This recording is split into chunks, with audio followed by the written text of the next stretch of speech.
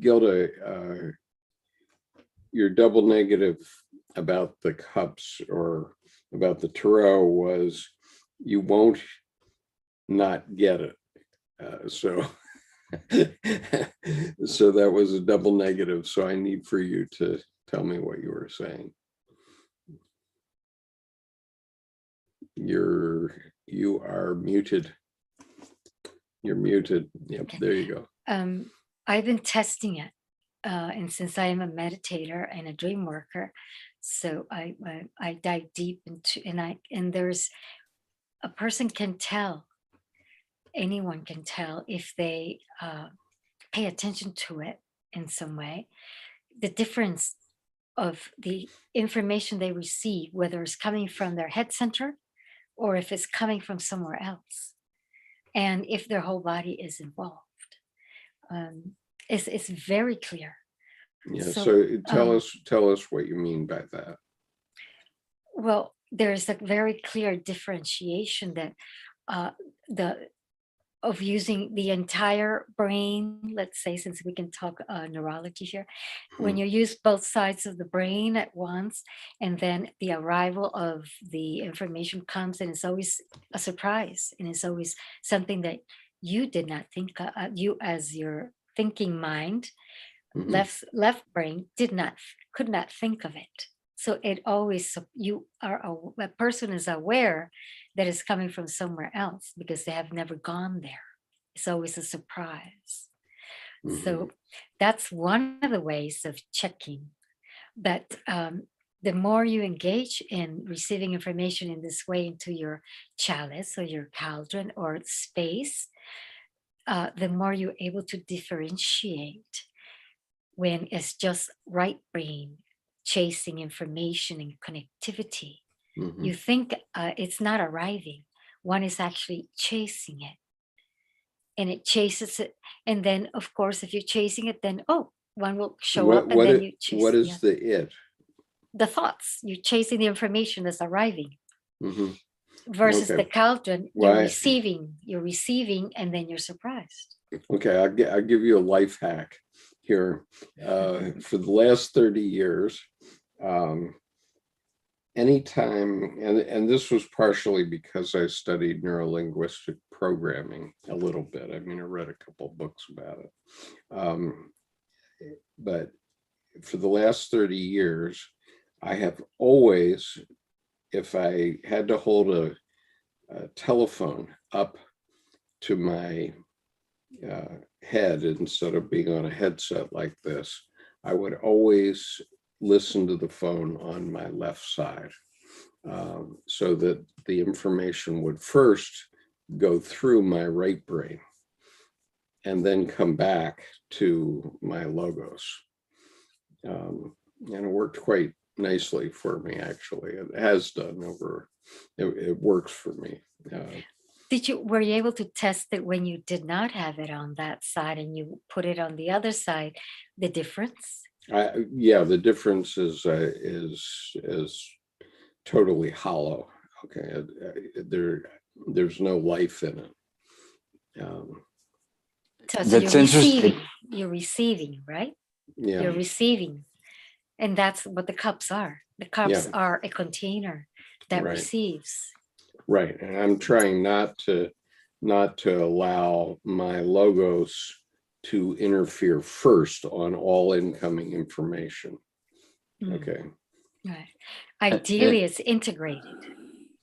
Yeah, I'm trying to make it come via my right brain into my left brain, because obviously I'm a thinker in the Myers-Briggs sense of the word, but I want it to come through my feeling function first. That's a wonderful point, because I always go to the right ear with my phone.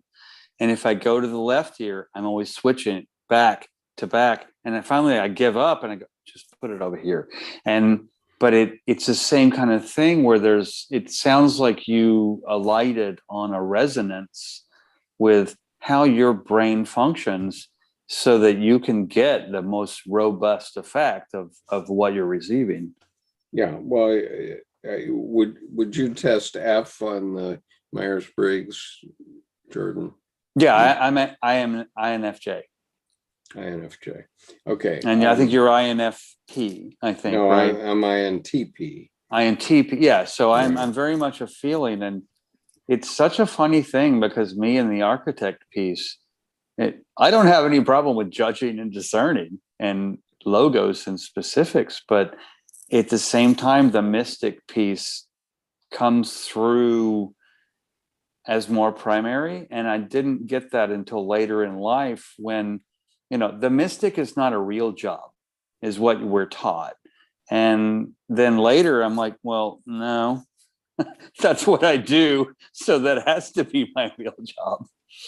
Well, and it's part of your real job because you have to be balanced. And so I can imagine that you listening on the right side would do the same thing in terms of balance as my listening on the left side is. Very definitely. And that way I can induce or even abduce, draw out the resonance in the way that resonates with me.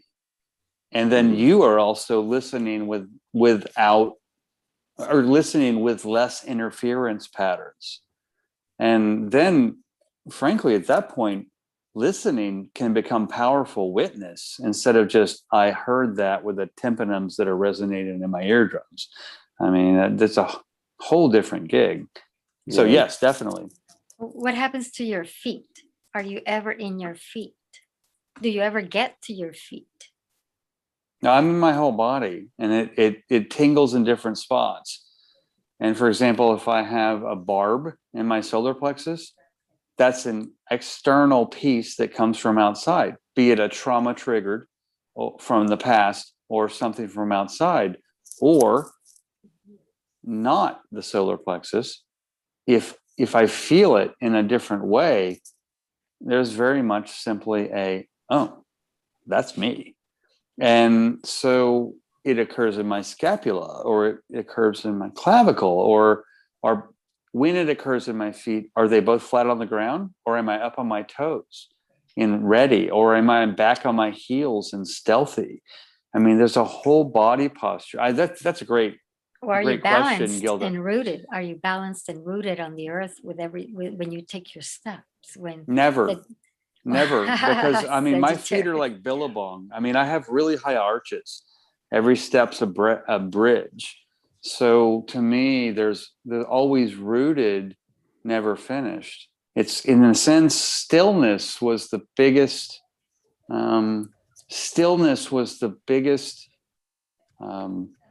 Exercise.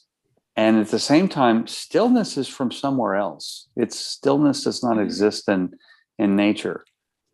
It can be calm and silent, but there's a whole other, capital O other. So I really appreciate that question, because how you are aware of your body, especially as Skip said, with over here's the phone to receive, you're tuning the FM stereo.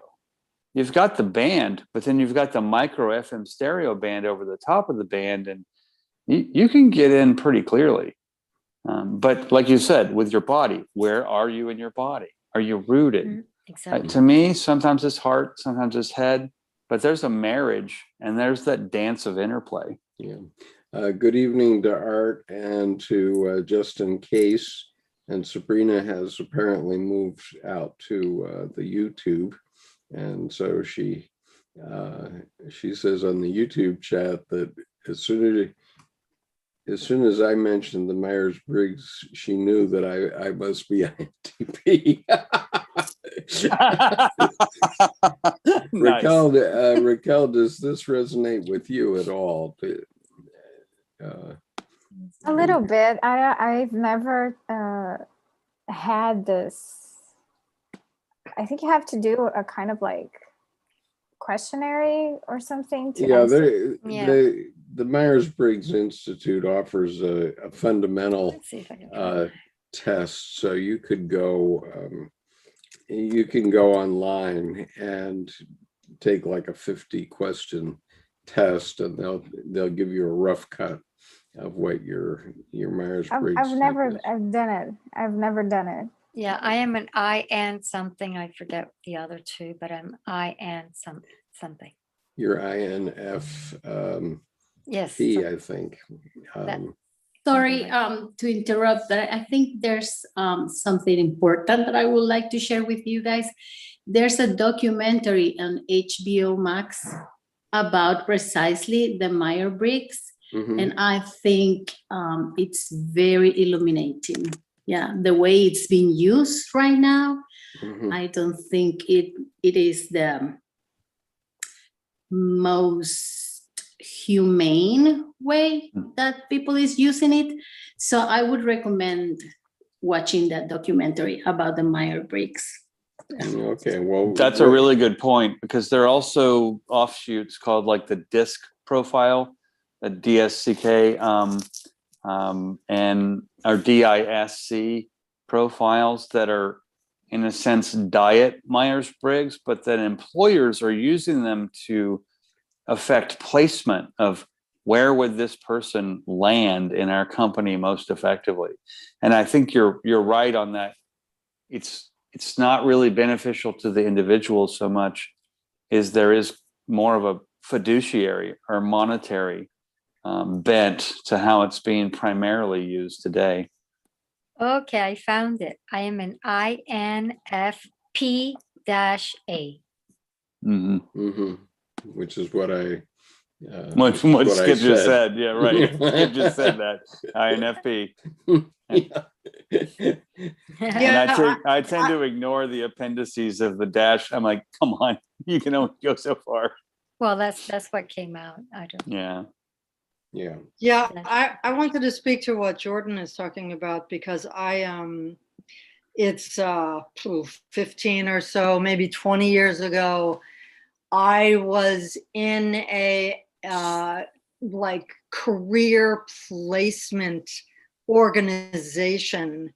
I was living upstate. My career options were relatively limited, and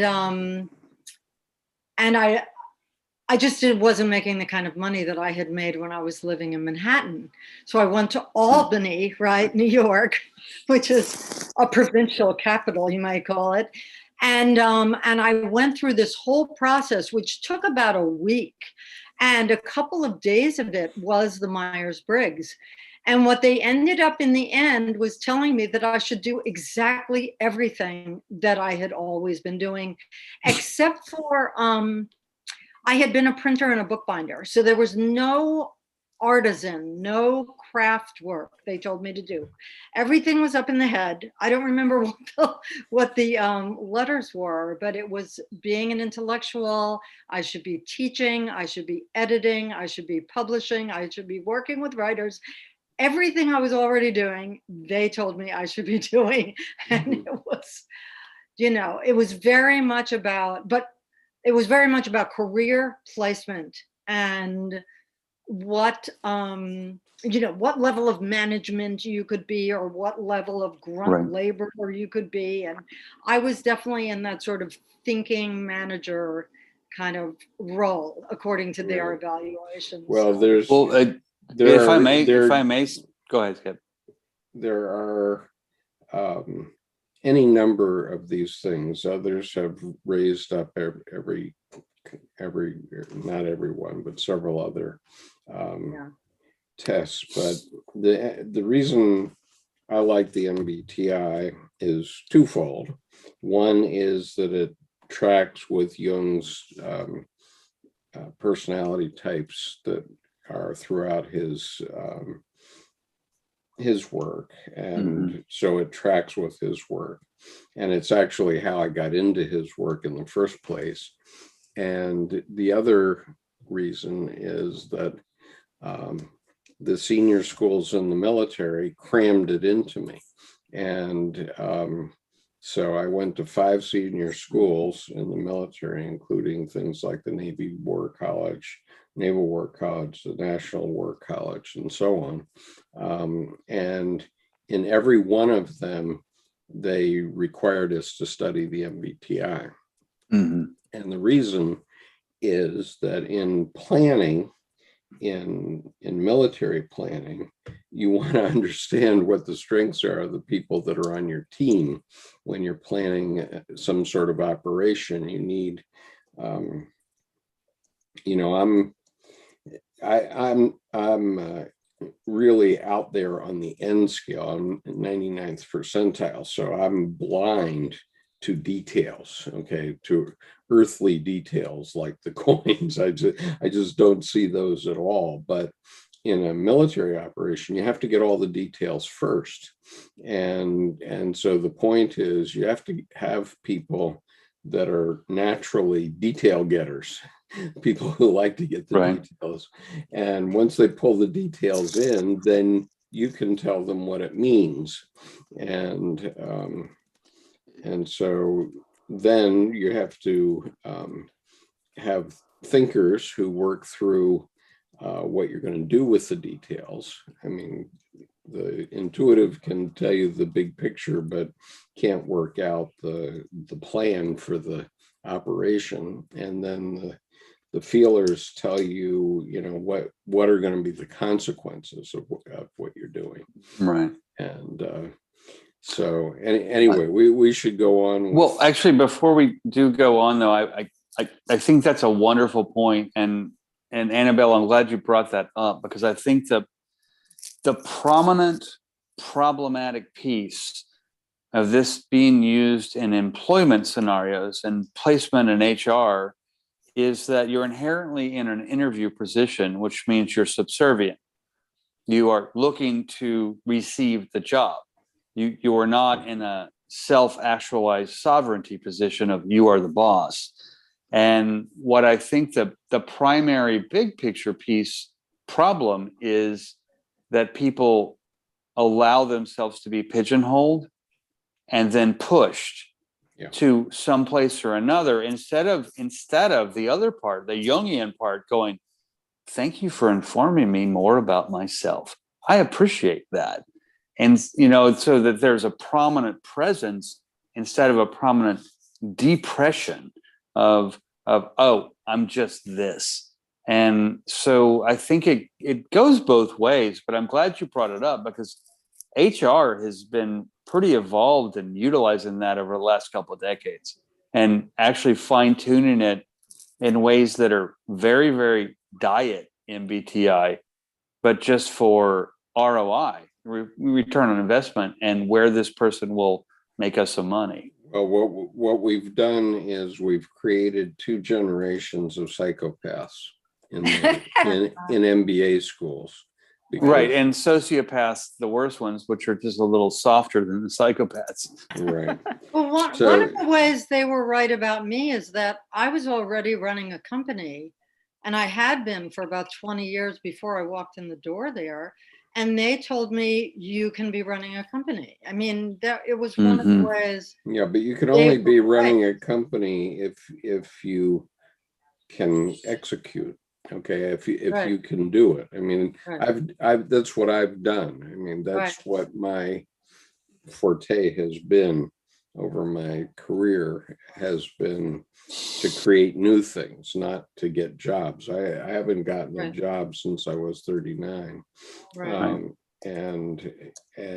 But what I understand about myself better because of the MBTI is I know that I can see the big picture, and I know that I can work out what should be done about the big picture. But I'm terrible at getting details. Which means you need an admin. So, well, I need more than an admin. I need somebody who's willing to do research and. Well, that's what I mean. The assistant pull the details piece, together for me to complement what you're missing, right? And so, in a sense, this whole series that we're doing here about the tarot is all about pulling in other details that I never saw before in the tarot, for me, so that I see more details and see more opportunity with it. And that's what I've always done. Can I share? Go ahead. I believe that man is enamored with creating anything that will allow them to evaluate beforehand how, you know, their decision making. There are so many models out there about, it's not only Myers-Briggs, it's like right nowadays there's lots. And for example, I had a Japanese roommate and she told me that in Japan, they would use the blood type. So officers you holding very high posts, which you need to kill people, this and that, would be blood type O. Blood type A, which is apparently has a more the threshold of having to deal with harshness, has a top, like Hitler was blood type A, so he freaked out after a while. He couldn't, you know. So they used the blood to tell. So it's just, it's not that it's accurate, because sometimes I wonder the questions, I answer the best I can with what they allow, but it's not the answer the custom answer I would give if I was asked personally. So I understand when Well, I guess it's the question of whether somebody has a job that they want to fill, or whether somebody has a business that they want to create. And because you have to accept people's creativity if you do that. Well, and that's the thing too. An established company has a job to fill. They have a place that is going to, right now, is a zero variable in a dynamic that needs to interact with the rest of it. Mm-hmm. But if you have a job to fill that has no creativity, that person that fills that job will be a suffering person, because that person has no incentive to be creative. Well, and Right. that's the And most thing is people you are put, suffering in big Yeah, you- organizations. and if you get pigeonholed, you get put in a mold, and then And you will that's where the suffer for a problem- roof over your head. That's mean, where the problem. Okay, I arises. want to draw us back to the For- Tarot, please. Right, the And- container of the cups. And I want to note that we have a new guest here, which is Alita, and have her introduce herself and tell us about your interest in the Tarot, Alita. It doesn't have to be anything special, but Hello, everyone. My name is Alita. Thank you for saying that right. Most people don't get it right, but thank you. And I am from the Maryland area. I am a nurse by trade. mhm. I had a spiritual awakening 3 years ago, and I feel like it is my journey and passion to heal and to uplift others by giving them messages through tarot from spirit. Cool. Very, very good. And I'm from the Maryland area too, as you probably see, because there's the Bay Bridge behind me there. I'm in Frederick. Uh-huh. And so we should consider you having a talking with us on our Wisdom Path colloquia sometime, which is quite separate from this, where we're trying to get into the details of the Tarot. And so we're going to do that momentarily, but that's very interesting, and I'd like to know more about your spiritual awakening. And we also have Mohammed Abushindi here. Mohammed, are you willing to tell us anything about why you're here? You don't have to. If you don't want to speak, just don't. And hello everyone, how are you? hi. I would like to share my image, but unfortunately the camera is jammed. And No worries. yes, You don't have to. yes, actually I've been into tarot around 2 years ago. I've been introduced by it by a friend of mine, and since then I've been let's say working with it, and Actually, I'm now doing readings, but not Mhm. as a professional reader, but for my friends and who needs some sort of guidance or help in general. Okay. Yes, and Good. it was a part of study of Jungian psychology and Mhm. also the occult in general. Mhm. Interesting. Um, yeah, the weird thing is when we say the word occult, I sort of resist that because the reason is that occult to me has a connotation of something that is um, beyond truth and reality. And maybe that has to do with me being a logos kind of guy. I don't think so. I look at that and I literally break it down, not in my Latin and Greek and Coptic and Mayan stele language. I break it down in just hooked on phonics. It's outside of the culture, outside of the cult. And so it's that which is Okay, but less I'm just the talking occult. about the general impression that people on the street would have if you use the word occult. Well, that's what Okay. I mean. It's outside. It's beyond a suburb. It's not just secondary. It's, oh, those people out there kind of thing. It's outside of the cult. Sure.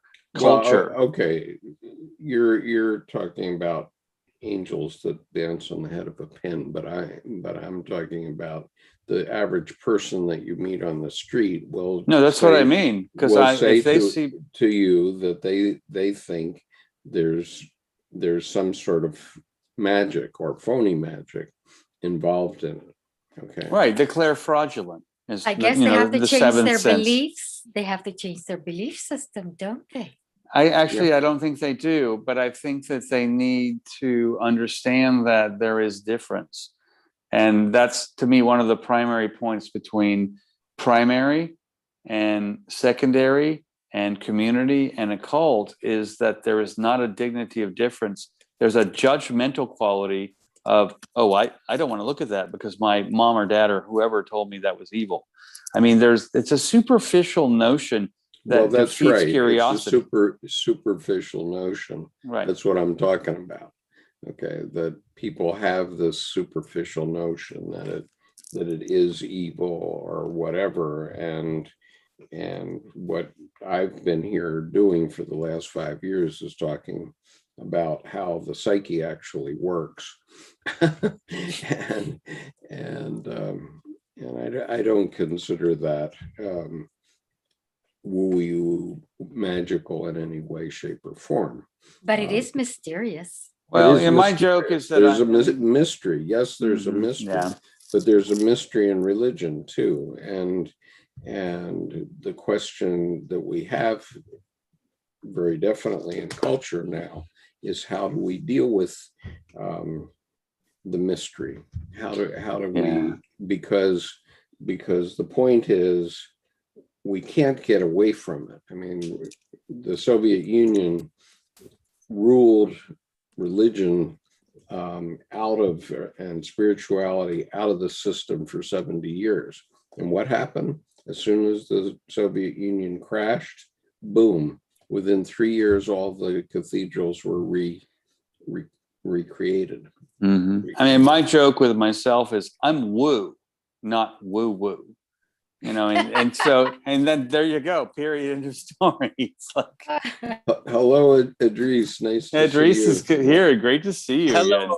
I'm Yeah. glad to see you guys. I went through a very busy time, but I'm back and I'm happy to see. Good to see I'm you. enjoying this conversation, and I personally want to say about occult that all of us have dreams. Most of us admit to it, and this is the beginning of having a subjective life that gives us the dignity of having a unique subjective existence, not just being one of the objective social insurance number or SSNs or some number on some register. Mhm. And our beloved ones, family first and then friends, they also allow us to have the subjective existence, the dignity they provide us by looking at us as unique individuals. And if this is not enough occult, then everybody has certain premonitions. I've come across children, teenagers, a lot of older people, because they've been on earth for long, and they will tell you stories, especially right before very important events, marriage, birth, death, especially death of close ones, dear ones. They get very strong premonitions. I personally had or dreams or both. And this can only be explained that just like X-rays, ultraviolet rays, or other things, there are a bunch of things that we cannot sense with 5 senses but still exist. And the other side of illusion is that there are many things that we see, but we see incorrectly.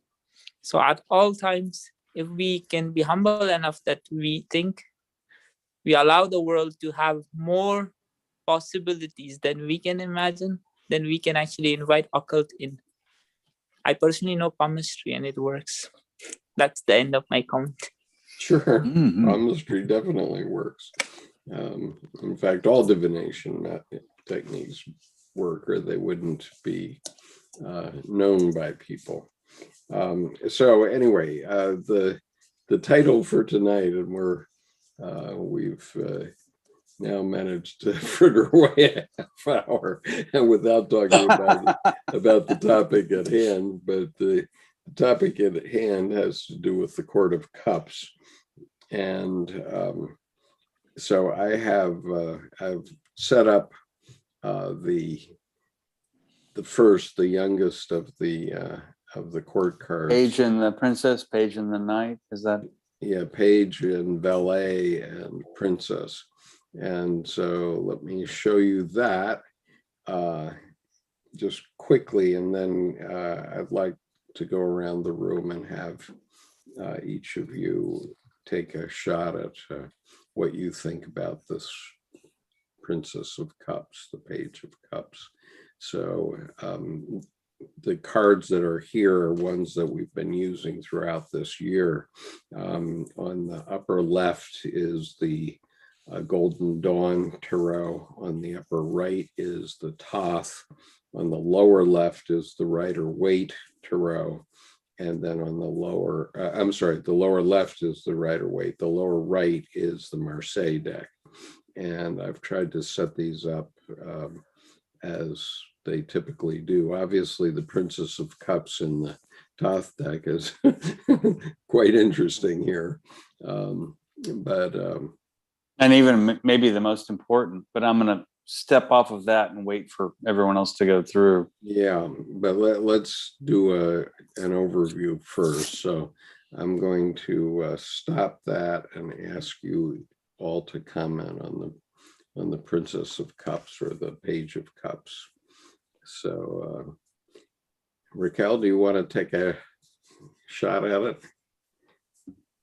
From the cards that Golden Dawn and Thoth tarot decks, there's a lot of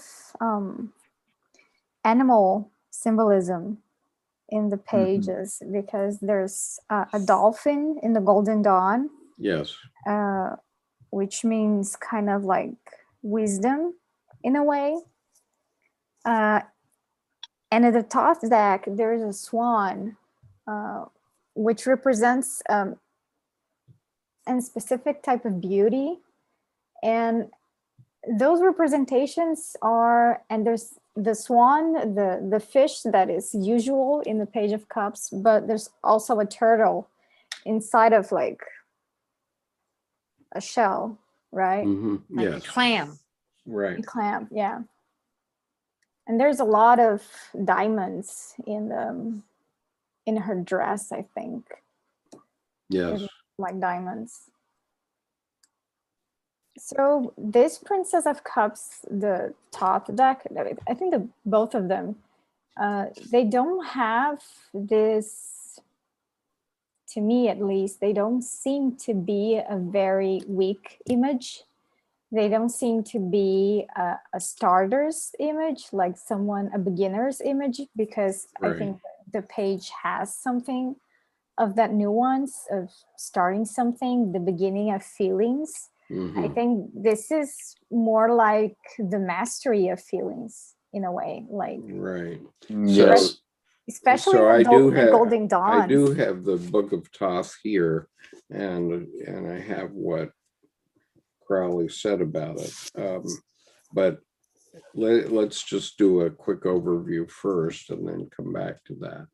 So, just general opinions about it. Jordan, you go ahead and give us. Yeah, and I'll segue paragraph. before you get to the Toth to segue right into what Raquel said, because I don't say it in the Page of Cups, but in my book with my deck, there's a concept of expert skill in play, much like big cats. And in the second paragraph of the Page of Cups, just simply put in one or two sentences, watch the big cats slowly sweep their cubs off their feet from the back legs. This play may teach the cubs how to catch dinner in the future. Watch for new emotional aspects that fulfill you. So as Raquel mentioned, that the turtle is carrying his own house or her own house. The turtle is arriving to the court. He's moving. He's in an archetypal U-Haul. He's got the house on his back, but the swan is a wonderful metaphor because you get that the black sheep of the swan, except that it arrives to be the evolved turtle. So the turtle, in a sense, has an egg quality of the home. And when it opens up to the wings to actually fly into the inner court.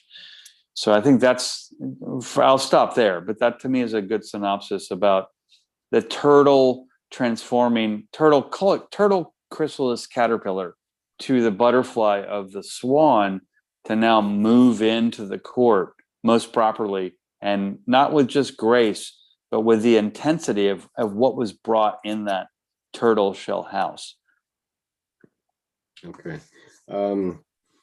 Gilda, Okay. I beg to perhaps have a little difference here. I believe that the Princess of Cups in the Thoth deck is the way it is displayed. It is all about possibilities. So instead of foregrounding the actual person, it's foregrounding the possibilities that are opened. So her dress is completely opened in kind of waves like a clam or a shell. And if you count the motifs on her dress, there are 11 plus 12 would be the last one. So that number plus the flower, plus the opening of a clam or something where something comes alive. Plus also, if you think about the pearl that can also arise out of something that's closed, but now it's opened. And in the Hindu tradition, swans are related to a high attainment of union with all the different bodies. And that one is located right here at the top. So the possibilities are opened. And then the fish, they're opened and loose enough for something to be able to then take shape, action shape in the next court cards. So since the head is kind of small, then that gives me the indication that this is not somebody sitting in charge already, commanding, having all the tools already figured out and mapped. So the other ones are more embodied in a physical form. And I think Alice Crowley and company, the Golden Dawn, came at a time where things were opening up and trying to break loose from the different ways of seeing and being in inside structures and more spiritual attainments. Yeah. Okay. Alita, do you have some thoughts about the cups, the Princess of Cups? Actually, I do. I resonate best with the Rider-Waite deck. I'm a very basic, simple pictures are the best. The other cards are beautiful. I've heard of the other decks, but I'm pretty much basic and simple like the Rider-Waite. And to me, and court cards are sometimes the most challenging for me to interpret, but when I think of cups, I think of feelings like love, hate. I think of emotion that way. And when I think of cups, I also think of water being like a water sign. And when I look at the page of cups, you know, what resonates with me, I go by meaning, but I also go by how I feel. I'm very big with spirituality and how I feel when I see a tarot card. With the cups, if you notice, the page to me represents a young man, someone who is at, you know, the youth, not a child, but more so like a teenager-y type of person. And you think of that thought you had when you were that age. It was a beginning of many, you know, thoughts or pathways that you kind of wanted to go on. And if you notice the page of cups, he's looking at his cup. A lot of the cards, the people in the cards look at a distance, look behind, look forward.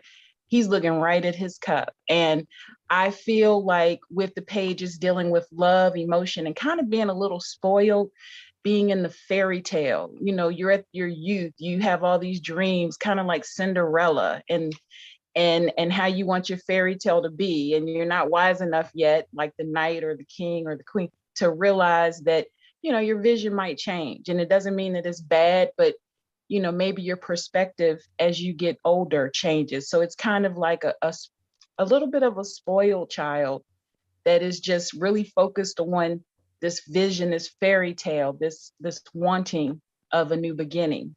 Mm-hmm. And one of the things that we've talked about recently is how the pages or the princesses or whoever are you know, the ingenues, the young people who are just learning, whereas the king and queen are you know, more mature adults. So that's good. Tammy, did you have something that you wanted to say about these? I struggle with the court cards, but the page makes me think of,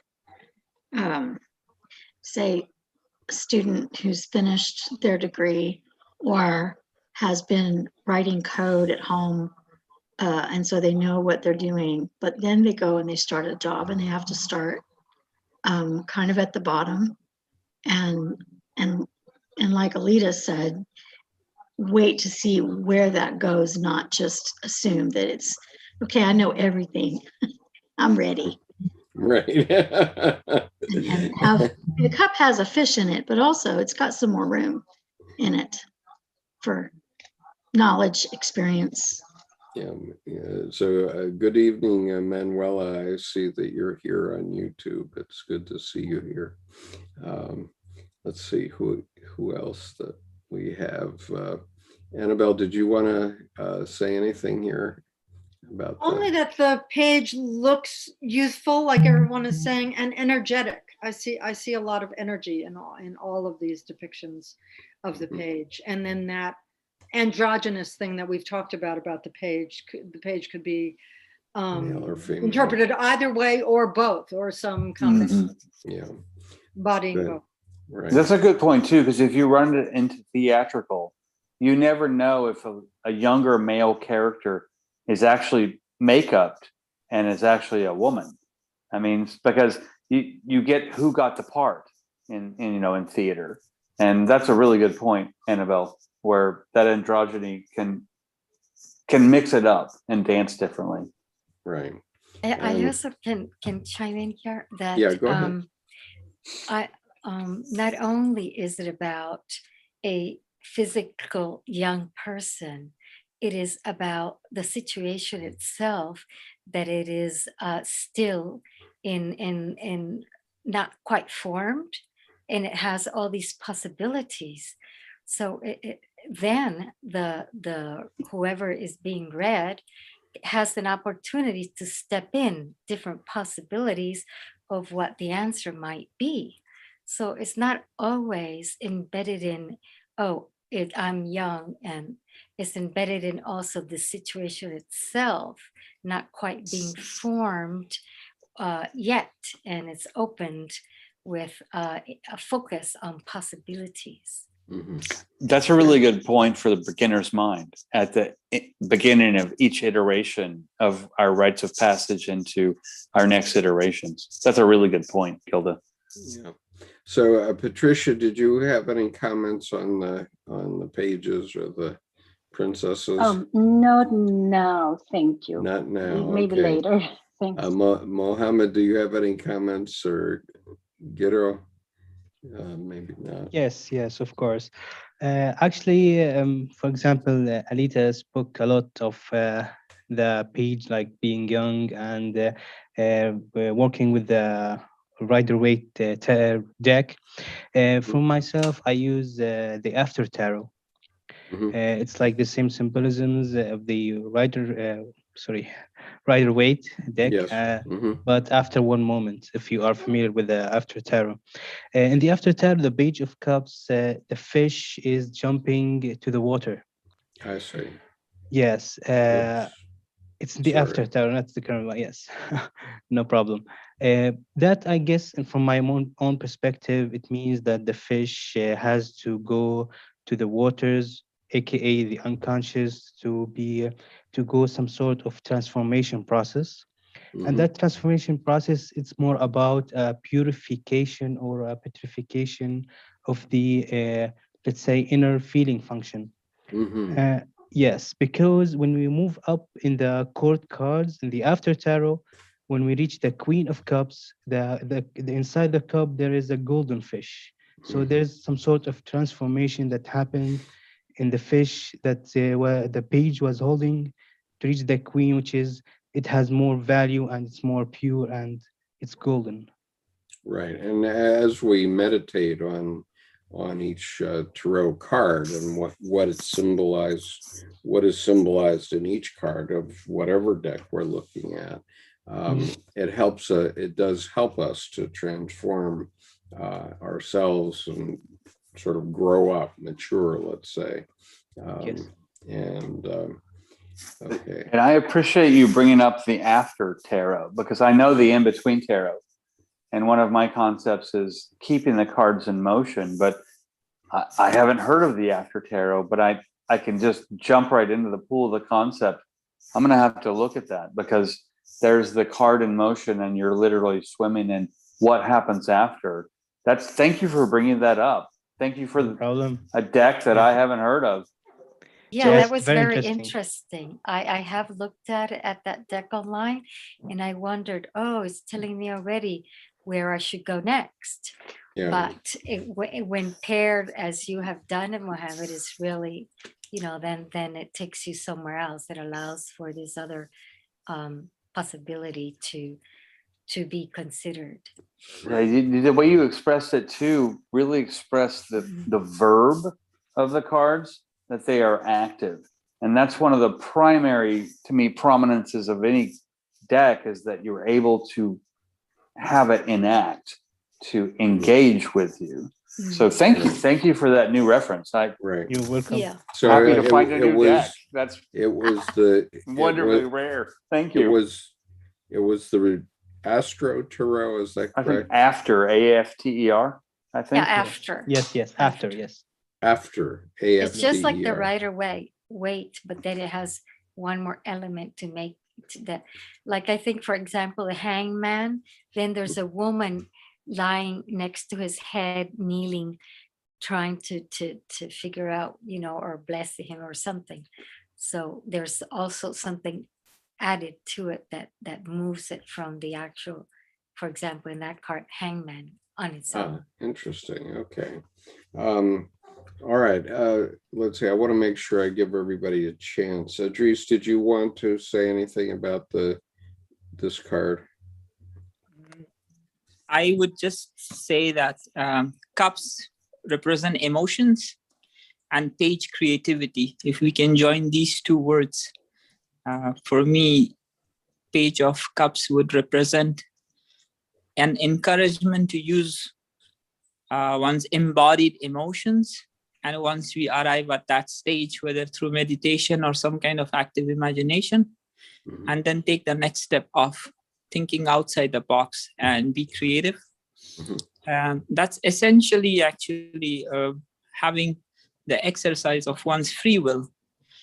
Because unless we are creative, then we are just reacting to the environment, which according to George Gurdjieff, we would be machines. So this emotion is actually a wider, deeper field, just like an ocean, while thinking is just mechanical, where one would get locked in a binary yes or no situation.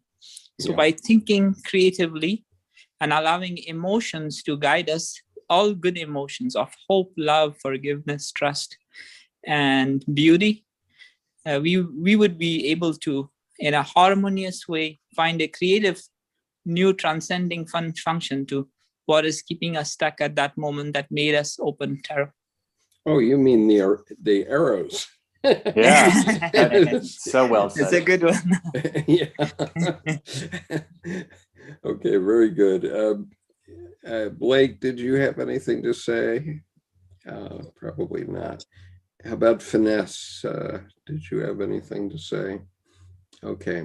What I want to do is very quickly, I want to read from Rachel Pollack's book, what she says about the Page of Cups, and she's explicitly talking about the Rider-Waite Page of Cups. So I'll put that on the screen, and I will increase the Rider-Waite because this will be a basic way of understanding the Page of Cups, and then we can expand from that. So here's what she says. Being younger in spirit, childlike, the page does not suffer the same conflict with either responsibility or sensual desire. He indicates a state or a time in which contemplation and fantasy are very proper to a person. No outside demands disturb his or her gentle contemplation. As a result, the fish of imagination looks at him from his cup. Amused, he looks back at it without the knight's need to penetrate so deeply into himself. Here, the imagination is its own justification. The fish can also symbolize psychic talents and sensitivity. And since the pages all have a student quality, the Page of Cups can show someone developing psychic abilities, either through an actual program of study and or meditation, or else such talents developing by themselves, but in a peaceful way. Reversed, right side up, we saw a person letting his imagination bubble up before him. Because he does nothing with his fantasies, they give him no trouble. If he acts upon them, however, they may lead him into mistakes. Reverse, therefore, means to follow our inclinations to act without thinking, or to allow our innumerable desires to seduce us, particularly if they go against our common sense. We see the reverse page whenever we buy something we do not need and do not even really want. We see him when we make promises we cannot keep, or commitments that do not really mean anything. In other situations, if the page refers to psychic development or true visions, then reversed shows a person disturbed by these visions. For many people in our rationalized world, the sudden emergence of psychic talent, even if deliberately sought through training, can appear very frightening. The reverse page mirrors the fear and reminds us to calm down, to look peacefully at the fish rising from the cup of ourselves. In connection with pentacles, it calls for grounding in outer reality to avoid being washed away by fantasies or visions. Okay, so comments on this? Yes, I was going to, and she mentioned it, so that was really beautiful. That in a way, the page is a link to the unconscious, since we do relate to Jung here, because it's unfettered by too much censorship, so it can allow the interaction with what's deep in its unconscious to rise as and become part of his creative process. So it's actually a as opposed to the king and the queen and the knight, it is a higher, more pure link to the psychic to psychic awareness, because the other ones are fettered by the position they hold already in a mature, evolving. So if they have evolved in a mystical way, okay, but if they haven't, then the page offers the highest time span as a human being to delve into these hidden mysteries. That's good. On the Rider-Waite, aren't those white roses in the lower portion below the tunic belt and red roses above? And there's the alchemical red king and white queen, so that the white queen would be ruling, or the white king would be ruling the underworld. So there's a balance of the female depth, and then the red queen above, where there's a more conscious that's dancing with the masculine. It seems with the flower symbology, there's a message that's going on in this card as well. Between the white and the red flowers, I think they're roses. I don't quote me on that though. So there's Brilliant. something beyond just being someone young without experience.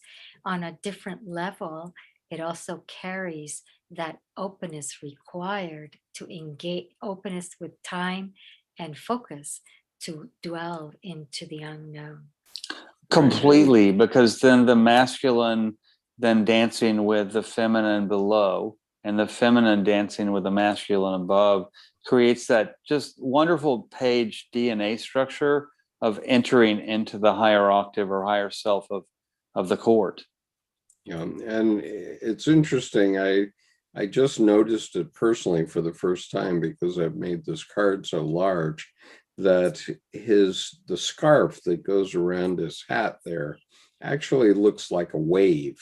And Yeah, I was going to mention that too. Yeah, I just realized that. right. Also- And the a fish wave is crashing. the fish is looking like he wants to jump into Yeah. back into the unconscious there. Yeah, that's right. And so it's a reference to the unconscious. Exactly. And I remember in my youth, we did a lot of driving across the country, moving place to place. And I had lots of time to just sit and meditate. And I'm not sure I had great fantasies, but mostly counting cows, but at least I can resonate with the idea of becoming introverted during. Yeah, and as long as you weren't trying to tip the cows, you're probably good. Yeah, we weren't trying to tip the cows. So you saw through the trap. I would share that all of the definitions that we've shared here are important. So as a reader, when addressing the particular person that we're advising or ourselves, then according to the situation at hand, it could be an old person and they get a page, how we interpret the openness that the page provides. Where is the opening available, and where is the reversal that they might need to look at. And I also came across very interesting, because of the Enneagram sometimes, that the card before and the card after have to do with the way, with the decision that goes on in that particular one. It's coming from the 10. The 10 had everything.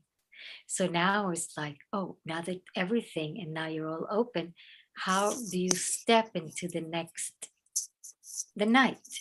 Because each card, in a way, is always in the present. And the present is nowhere. It's the present is trying to, it's there, and what's next? Because we read what's next. Now, oh, the present is there, the present, everybody, So there's something to, what do you need? What is necessary for the next step to occur? And did you bring along the step before you? Did you learn the lesson before you in order to bring it in a good way to where you're heading? So that's also involved in the particular card.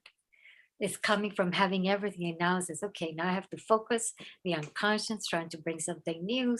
So that's also something to be considered if you get a chance. It really is. I just have to draw out here a moment on the YouTube chat.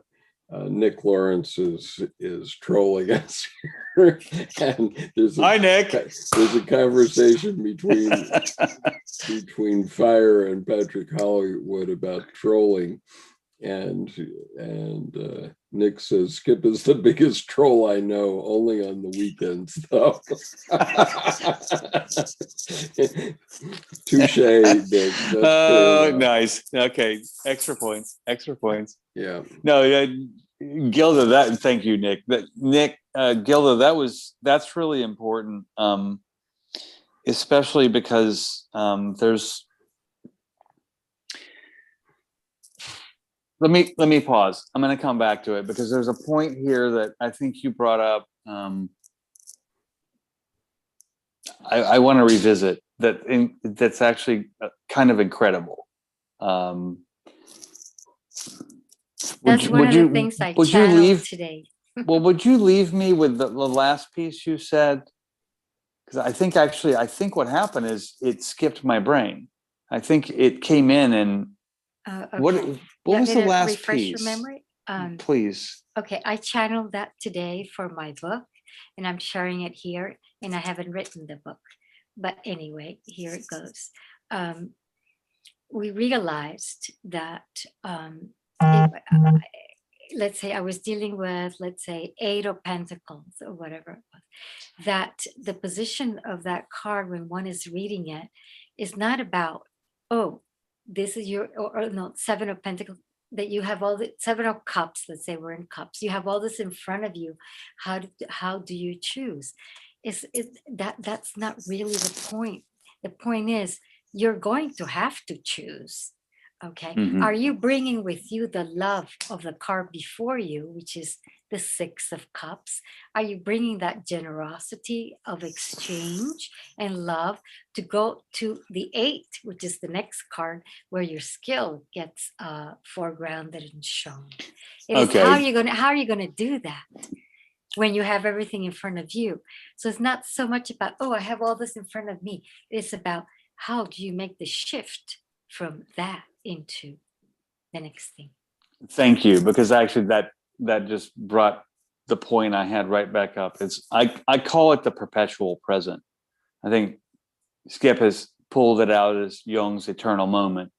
But to me, the confluence of memories and dreams that are always right now. And what's interesting is I have a reading method called the Unfurl the Flower spread, but it's what's the card and what are the leaves from the bud that are on before and after the card. So I like that you brought that up, because here's the card, but what informs its form giving prior, and then it is what it is regardless of the past, and then what can it, regardless of where its intent, move forward from with that next card. So literally when you crack open the deck or you draw a card, the card in front of it is that past petal, and the card after is the future petal, but they both confluence in that perpetual present. I think Jung called it the eternal moment. Exactly. Kind And of thing. sometimes we have to, sometimes due to the card in front or the card in back, the person needs to revisit the past where they have been, because they might not be bringing with them the lesson that they just went through. And that is necessary if the next card, let's say from the 7 of Cups, if you're moving into the 8th, to hold that power where you're headed and to keep that power and continue to evolve, you need to bring with you the lessons learned in the card before, which is love, sharing, and compassion. Yes, of interchange. If you don't have that and you move into the next 8, the card you choose in the number 7 cups, you choose this cup, you will run against, you will have guilt or this or that. You will run against conflict. Well, right. And I mean, to counterpoint, not to conflict, to counterpoint, and to dance in anti-eudromia, the opposite. To evolve in ways that are backing and supportive. Well, correct. But even to then dance with the opposite of what you just said, when a client I feel is molting, they're transforming, they're shedding the skin, then it's don't look at that card. This is the chaff card before of the wheat that falls off. And this is the chaff card of delusion, of looking for, like right now is the only thing that there is. And it feels like that then works to dance with what you just said, to really get into what's actually symbolically being said.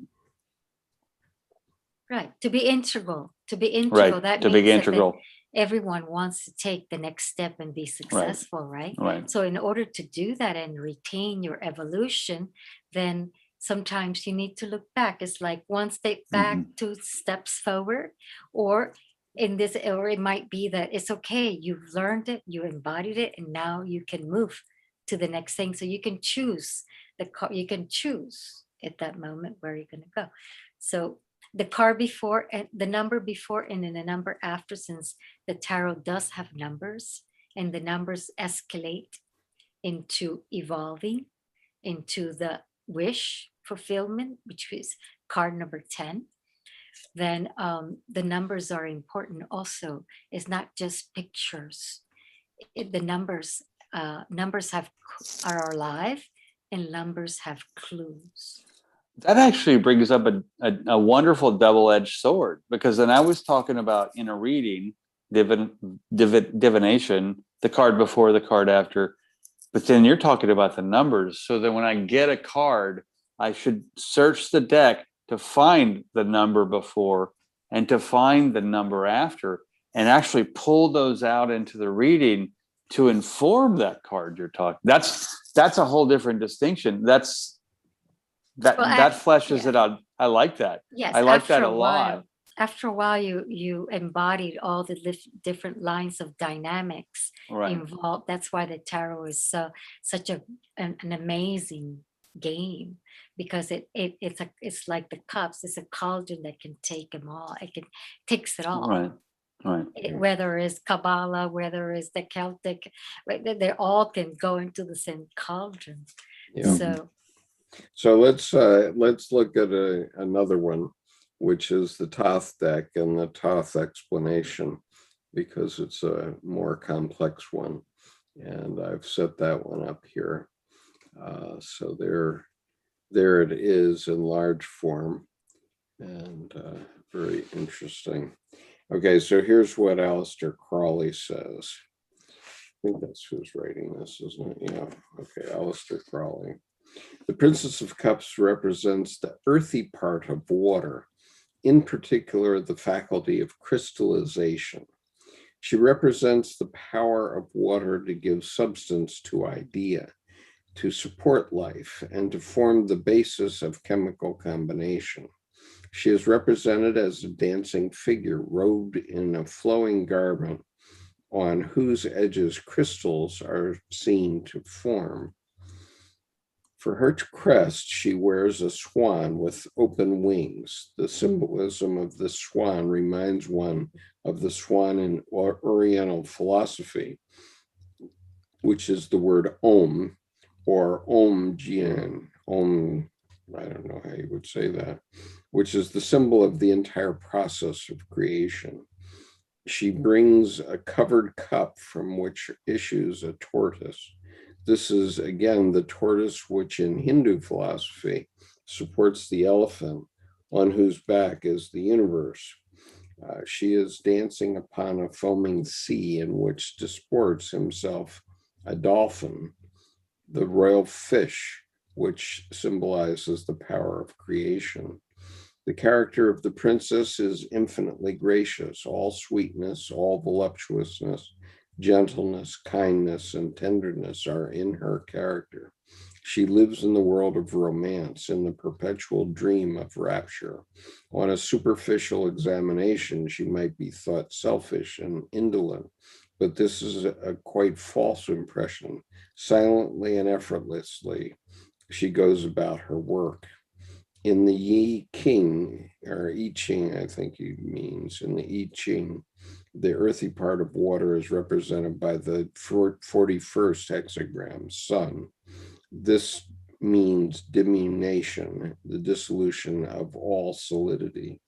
People described by this card are very dependent on others, but at the same time helpful to them. Rarely at the best are they of individual importance. As helpmeets, they are unsurpassed. As helpmeets or helpmates, they are unsurpassed. So comments on that.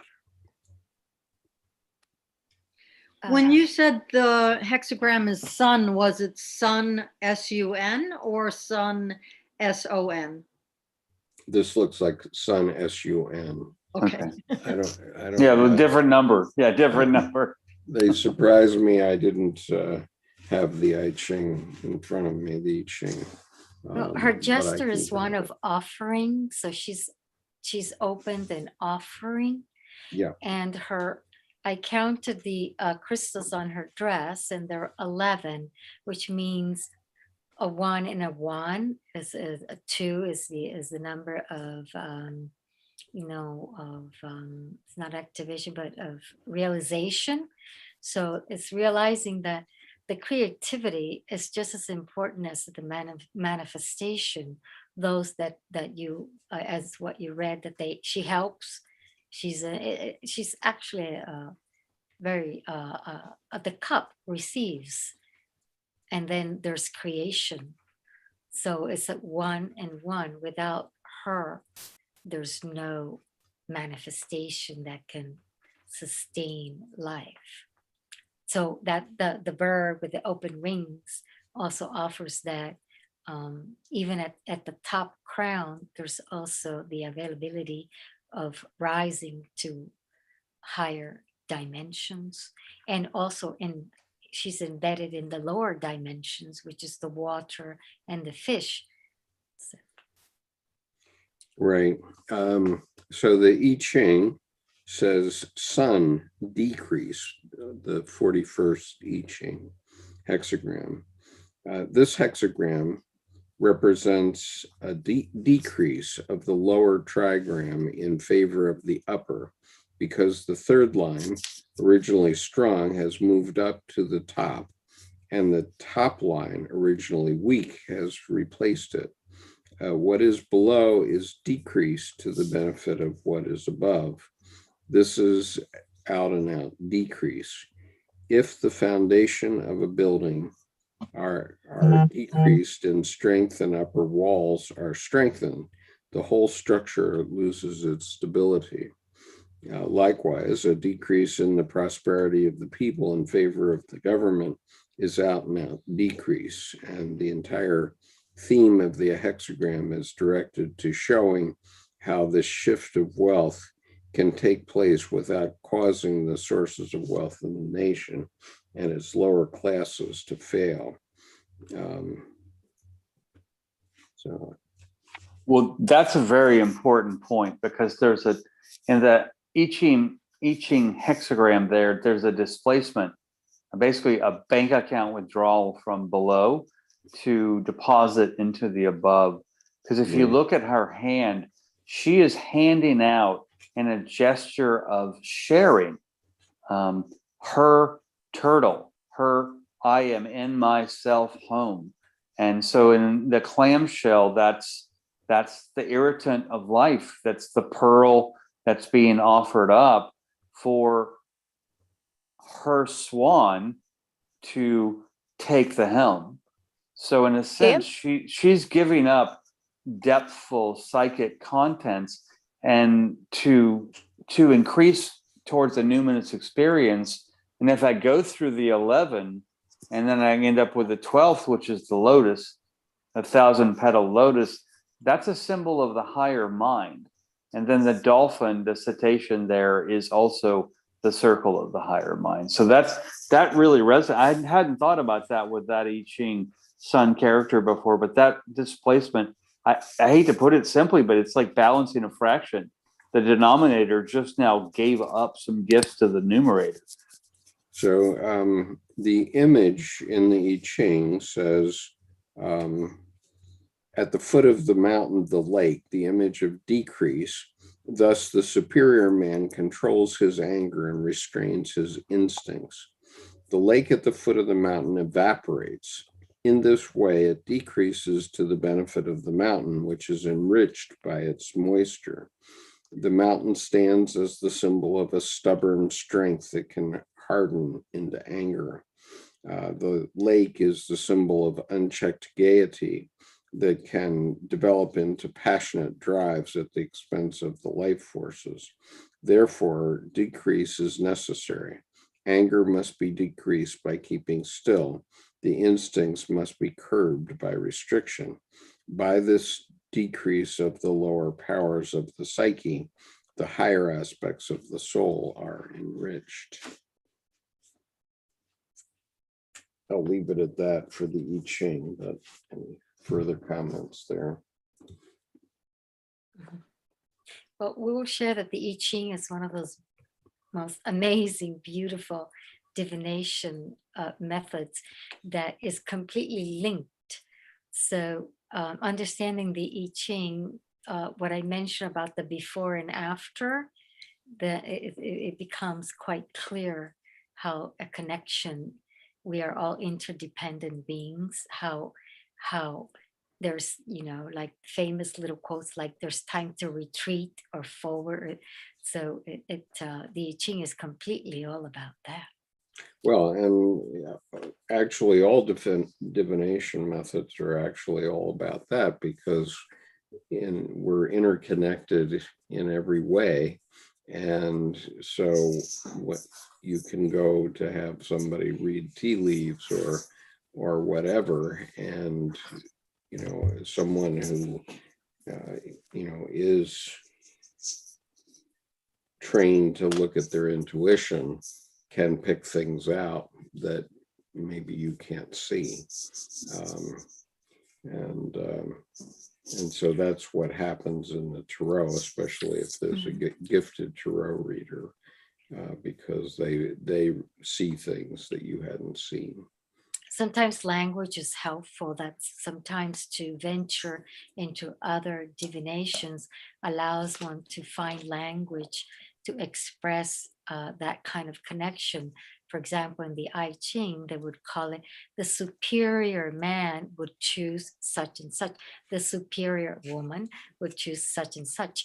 So it allows for, you have free will to take whichever path, but the superior person would choose means that you are evolving into the highest and best you can be. and the highest and best steps you can take to your evolution, whether that Mhm. means going back, looking back at something that you did not pick up, or charging forward with like a knight, or sitting with looking at the whole view like a king or queen.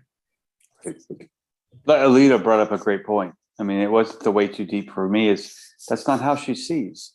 But so she's acutely aware of how she's born to see, and that induces your mother tongue, and that's the only place you're going to have fluency in communication, is if you own how you do it. And that was a wonderful comment in the chat, Alita. Thank you. Thank Okay, you. so I think rather than go into the night, I'd rather engender the debate that is inevitable with Jordan's card, and so I've teed it up here. I think you'll have to set the tone, because I don't see any debate with it. Well, as you would say, go ahead and defend your card. So Jordan's card, is it the one from his indie deck, which I prefer? yes, the Page of Cups.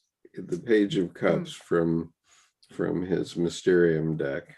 So this is Jordan Haggert's Page of Cups. So Jordan, defend your card.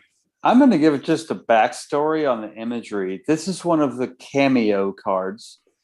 That character is the Hanged Man, except here he's upright and there is a tree and a lost cup or juggling, but double infinity symbols, and then the coins being released.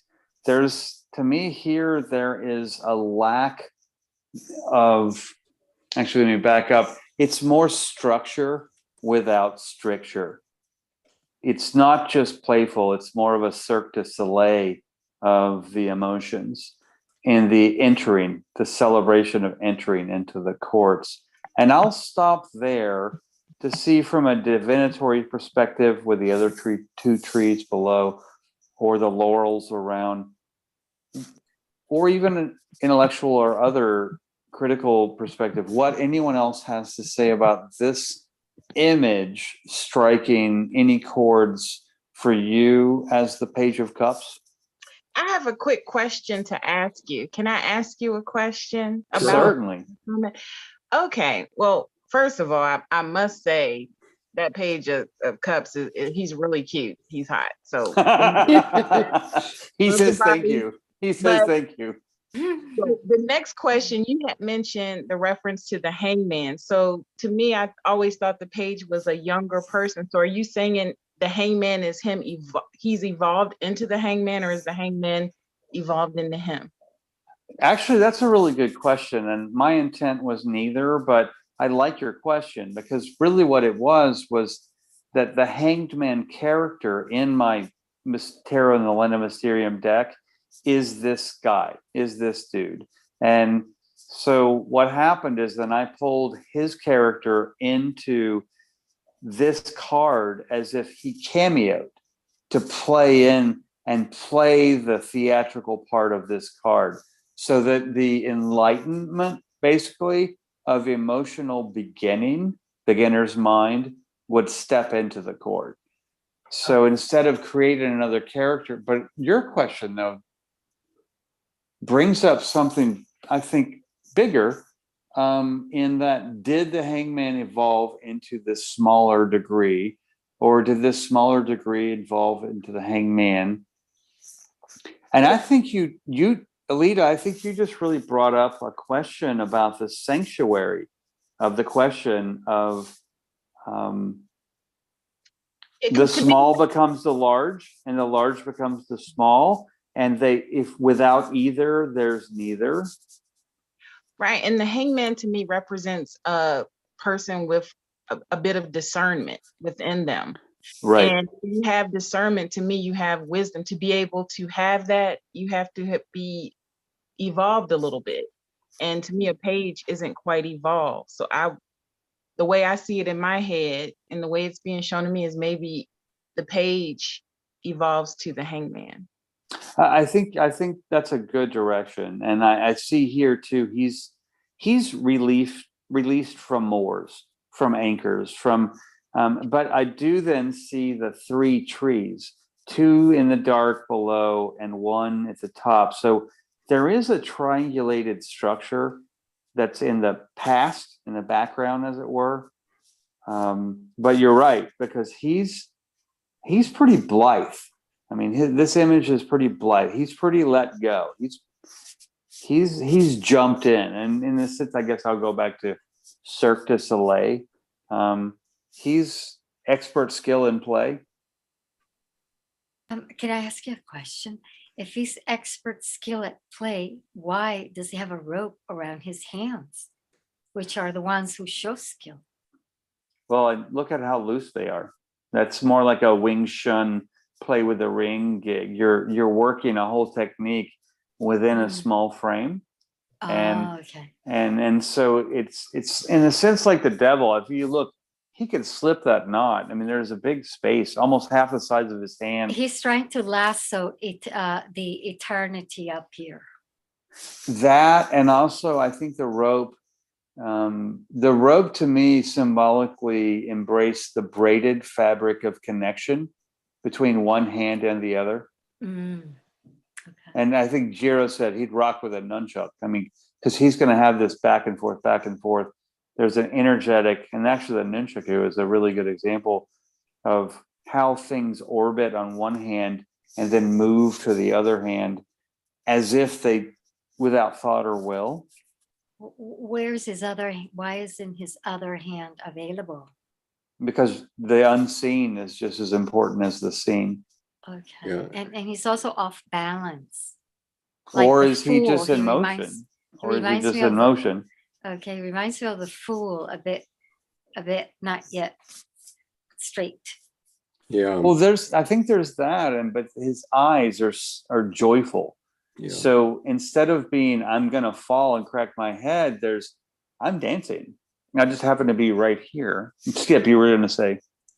Well, Manuela has asked a question on the YouTube chat. Is For the there top. something blue on his head? What are these things on his head that's blue? That's his hair. That's his hair blowing in the wind of his own movement.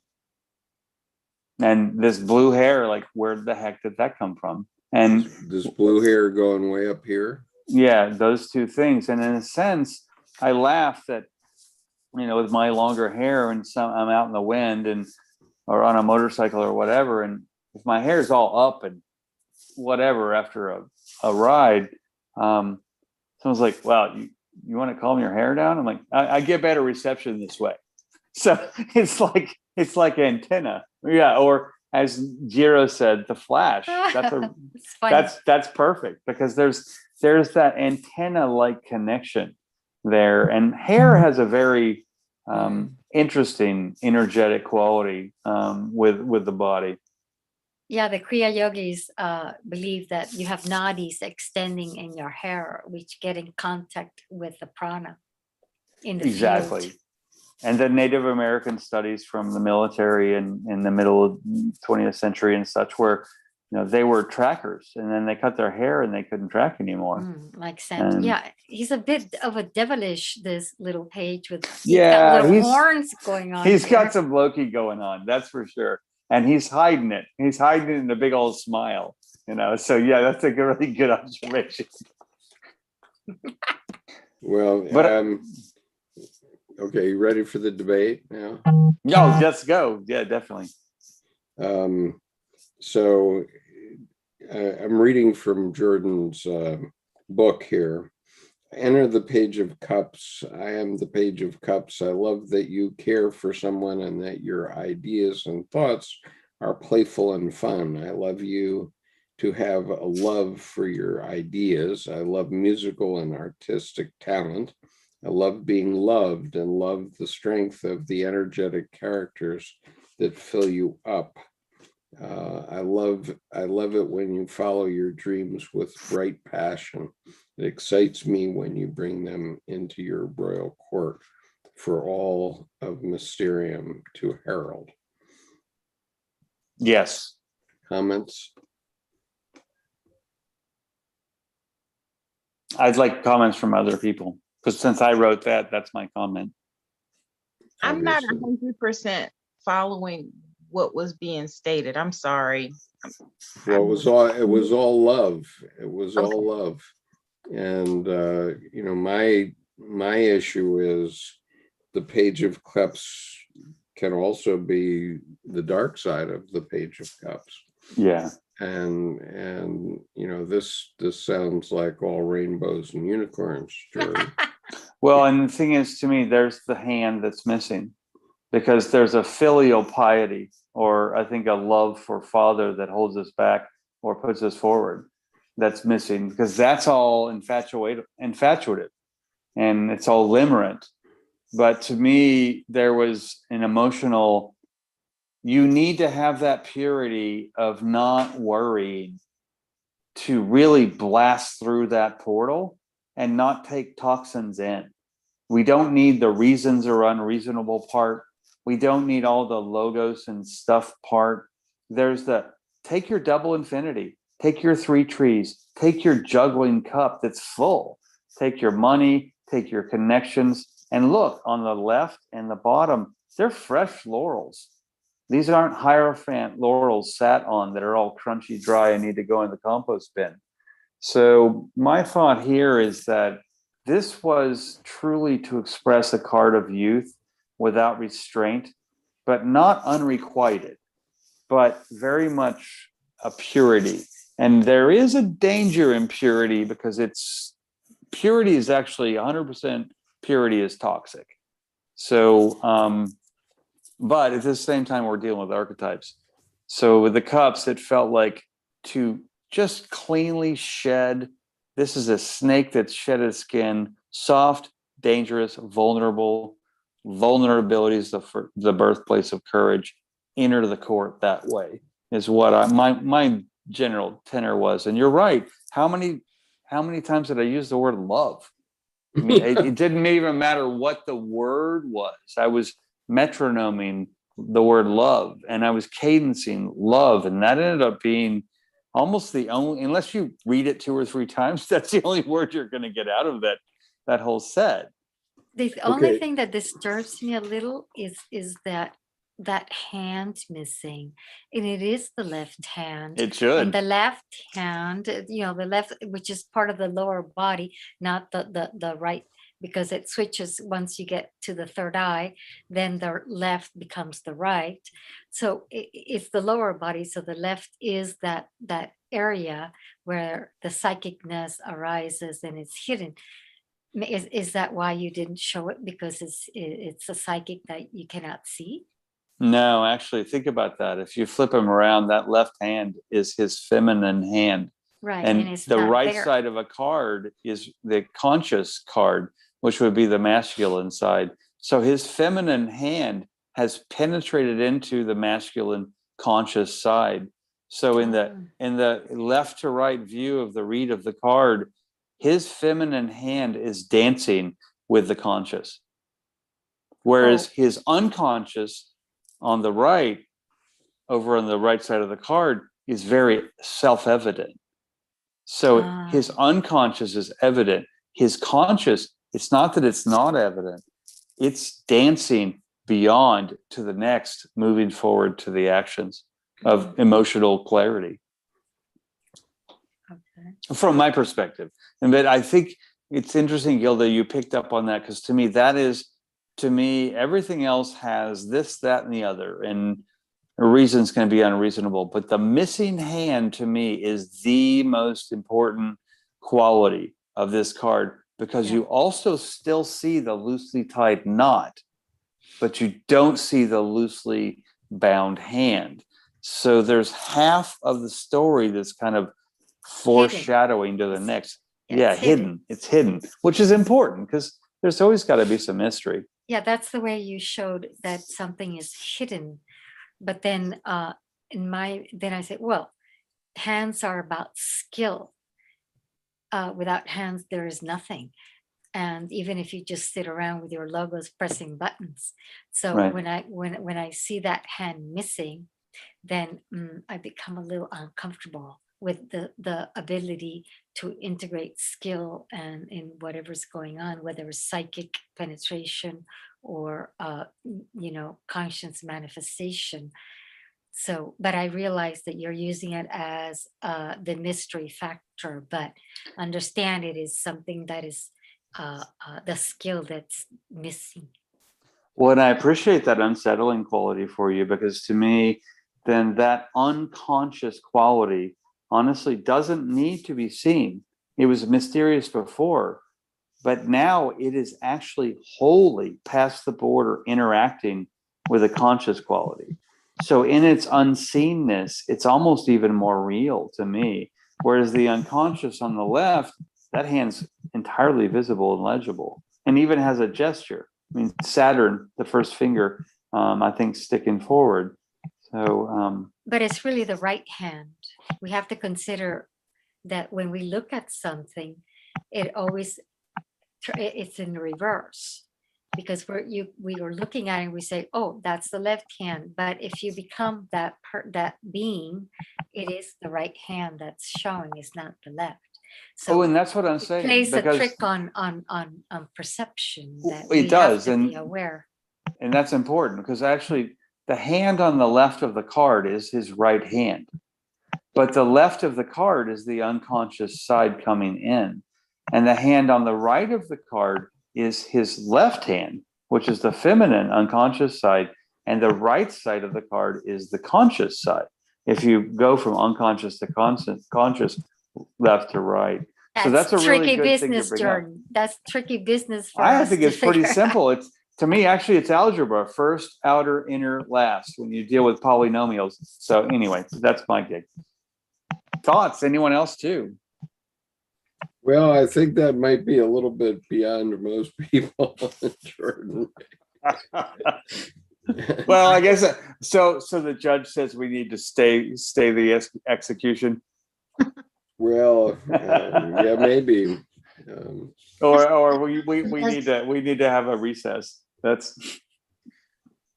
I thought it looked like a deconstruction of the Hanged Man, but having it be something that comes before the Hanged Man makes sense. I mean, because he just looks like a guy out. Well, actually, that's a really good point, because actually it is. Now that I hadn't thought about that, it is a deconstruction of the Hanged Man, and it does come after. Because to me, in my deck, the majors come first. The there's archetypal imagination, then there's grounding imagination, the pentacles, and then there's fulfilling imagination, the cups. There's energizing imagination for the wands. Let me find the Hanged Man here. And then there's communicative imagination for the swords. And you're absolutely right, Tammy. It is a deconstruction, and I hadn't thought about that, but this is the Hanged Man, but really looser. This is, I'll pull this up and put it on and hold it up to the screen. Skip, if you just give me 5 or 10 seconds, I'll find this. Okay. All right, so Alita made a comment here. Could it mean that the ropes, his inability to let go of the ego, right hand, what we consciously hide the left hand, our subconscious knowledge that we only hold ourselves back?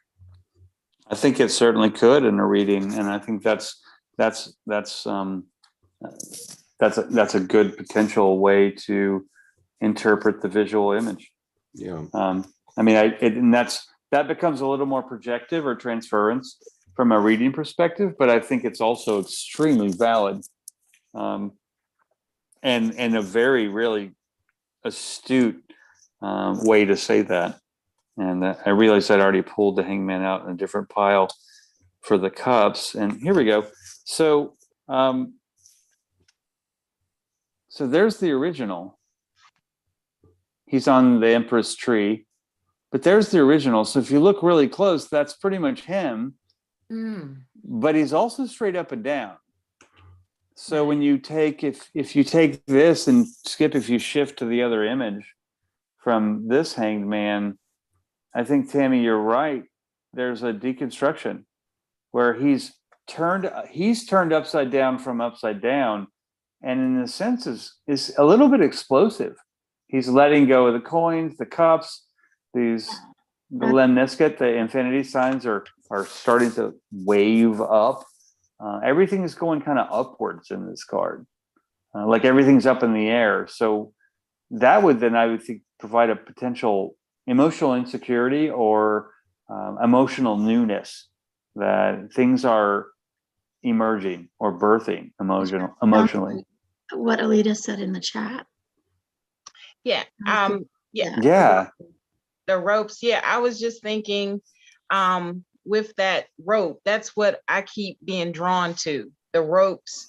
And one of the hands is they're hidden. It's the left, that's our conscious. The right is our subconscious. So to me, it's like you're hiding the insecurities you feel about yourself. Right. And with the right hand, it's subconsciously what you feel. You're really not being held back, but maybe you feel that you are. Well, right. And then what's seen is usually unseen, and what's unseen is usually seen. So if I do this with my screen, and do this, then here's this, but this is my secret. You're not supposed to see this, but here it is. And then this one, that's a really good point, because then it plays the double dance of how there's more of a balance, even though it's a pretty tricky balance. I mean, because there can be some deception. You have to be careful there. I mean, in terms of, does someone own it or not is a question. And that's why he reminds me of the Fool and the Hangman at the same time. Mm-hmm. Now, he's very low-key. And that's what's interesting is he directly did come from, the Hangman card is here. And he's literally a cameo of the Hangman hijacking the card. And he comes in, except he flips, and he's like that. So that's one thing about Mysterium is I think I have about 29, 34, I don't know the exact count, a major arcana that actually cameo into the minor arcana to infuse the minor arcana with some more chutzpah. Is that a tarot bomb? I hadn't thought of that. Oh, I have a new phrase to blog about. I think I have no photo bomb. I tarot bombed my own deck. That's Tammy. I'm gonna have to write that down because that's gonna be in a blog so soon. I'm not gonna call them cameos anymore. They're gonna be tarot bombs. Thank you. So Skip, thoughts? Defense. Does a judge rest? I'm still uncomfortable with the unbalance of the card. Good. I appreciate that you pick up on the tension, and I think that's important. Ask a question? Important in the emotional newness of the card is the tension. Yeah, go ahead. I know recently there was a discussion that the pages are the consort of the queen. And I would like to know which archetype a page would represent, not just cups, but all the four, and how you view pages in general. I think it will also bring us out of the quagmire that we are discussing just one. Well, I think we said the knights were the consort of the queen, didn't we? Didn't we, Jordan? Yeah, that traditionally the knights are the consort of the queen, and then the king is the enactment of the unity of the sacred masculine knight and the sacred feminine of the queen. And here's the thing though, the knight is on the move and the queen is the natural leader. Yes. Because queens don't have to say anything if they're standing behind their side on the side of a king. But they get the radar and the meteorology and the weather report of everything. So the wisdom is there. What's the old quote? Better to be considered a fool than to open your mouth and remove all doubt. It's like, And which archetype would they represent? Queens? The pages. I think the pages represent the archetype of the initiate. I see. The one who is entering. There's very much a Janus quality, the Greek goddess Janus, Yes. to from to in the doorway or the portal. And to me, think Mark Hamill in the dark cave in Star Wars. That's the page. You're going in.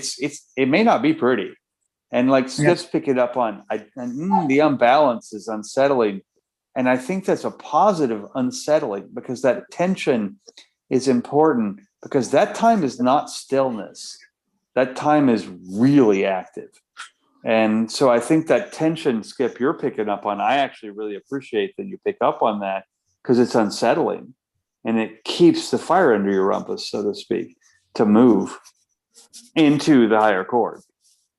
In art, something that's perfectly symmetrical doesn't catch and keep your focus, it doesn't help you move around the picture. Something that's off balance, I like better. And so most of the things that I draw have balance issues, which may say something else about me, but.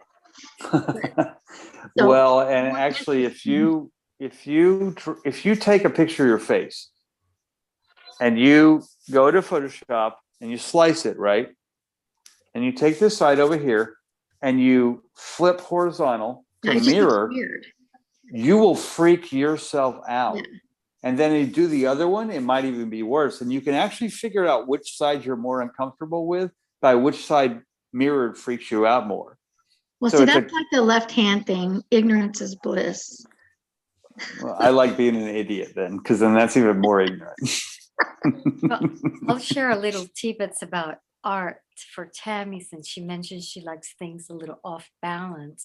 I forget his name exactly, but one of the he's a famous painter, and he drew dancers at that time from brothels and things, and he would draw the line just meeting the next line a little bit off, and by drawing it a little bit off conveyed movement, which has to do with animation.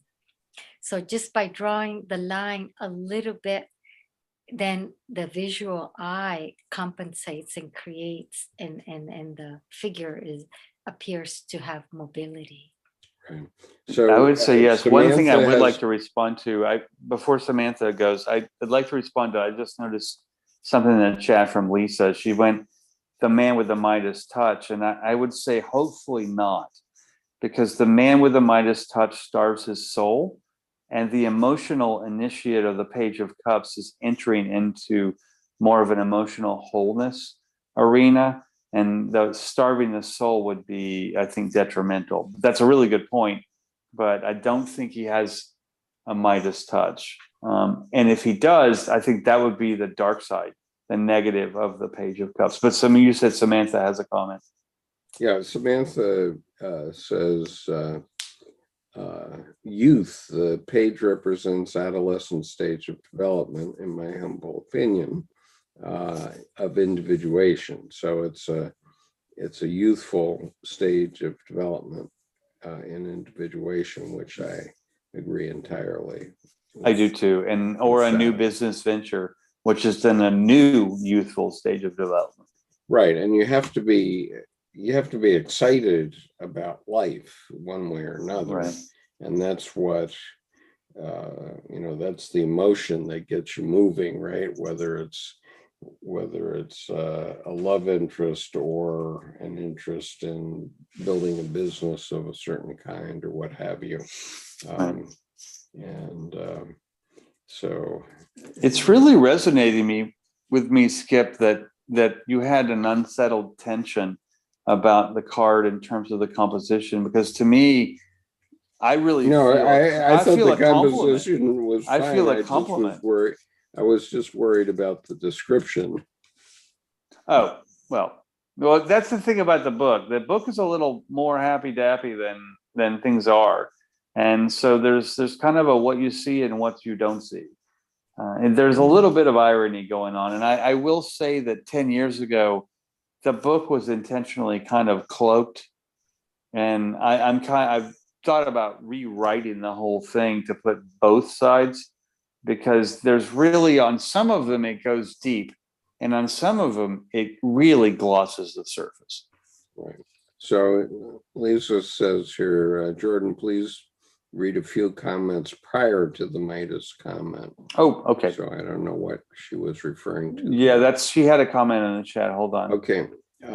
So keep going. I'll read these on Yeah, my so time. what I would like to do is, because my cold is still unfixed, and we have 10 minutes before 10 in the East. I want to Actually, so let me quickly respond to Lisa. She mentioned he might have gold fingers on the left. And so there's a whole unseen. That's a powerful comment. That so what we don't see might be a true inheritance or a true treasure. So thank you, Lisa. That just took that and knocked it out of the park. So pardon, Skip, but Lisa had a really strong comment there. Yeah, fine. So we've burned 2 hours on the pages or the princesses here. So that's well and good. And so next week we'll go on with these, I think, without getting into the more interesting decks yet. So this was productive. We can remove mine next week, is what you're saying. No, we'll stay with the state. No, ones. I didn't say that at all. No. I appreciate you bringing up that page, because that page has that page to me has some legs, and it's not all anything other than deceptively simple. Well, I mean, I think it's the image, does look like a page who's, all hot to trot and ready to go and muscular and very excited about the future and all that jazz. So I don't have any particular objection to the image of my comment. No, the book piece. No, and I agree. There's a big tension between the image clarity and the level of development of the book piece, which is certainly less. Okay. I would say. And Gilda, I don't know if you're seeing what Tammy is, or I'm sorry, Samantha is saying on the YouTube chat. Are you seeing that? Because she's referring to you here.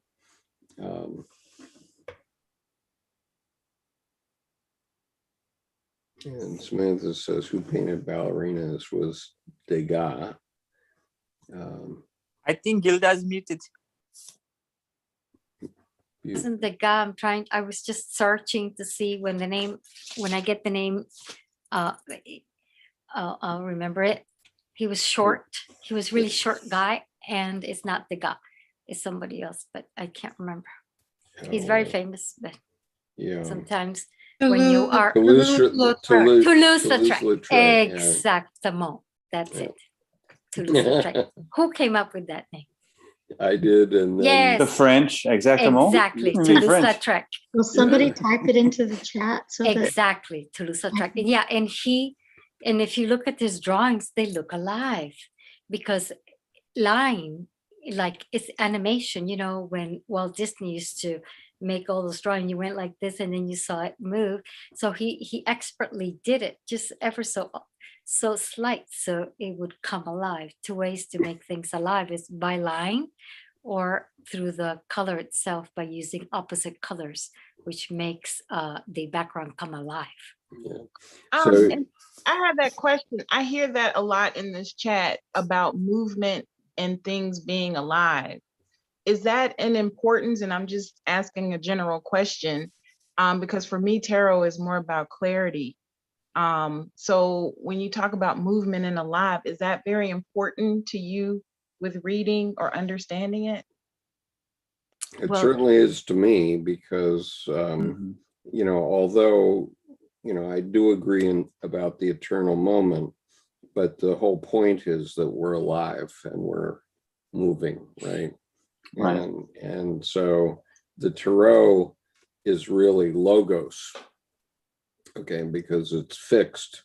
And that's how I interpret logos, is everything that's solid and all these images on your screen, that's all fixed and therefore logos, and it's created, we need logos to create everything that's in our lives, all our things.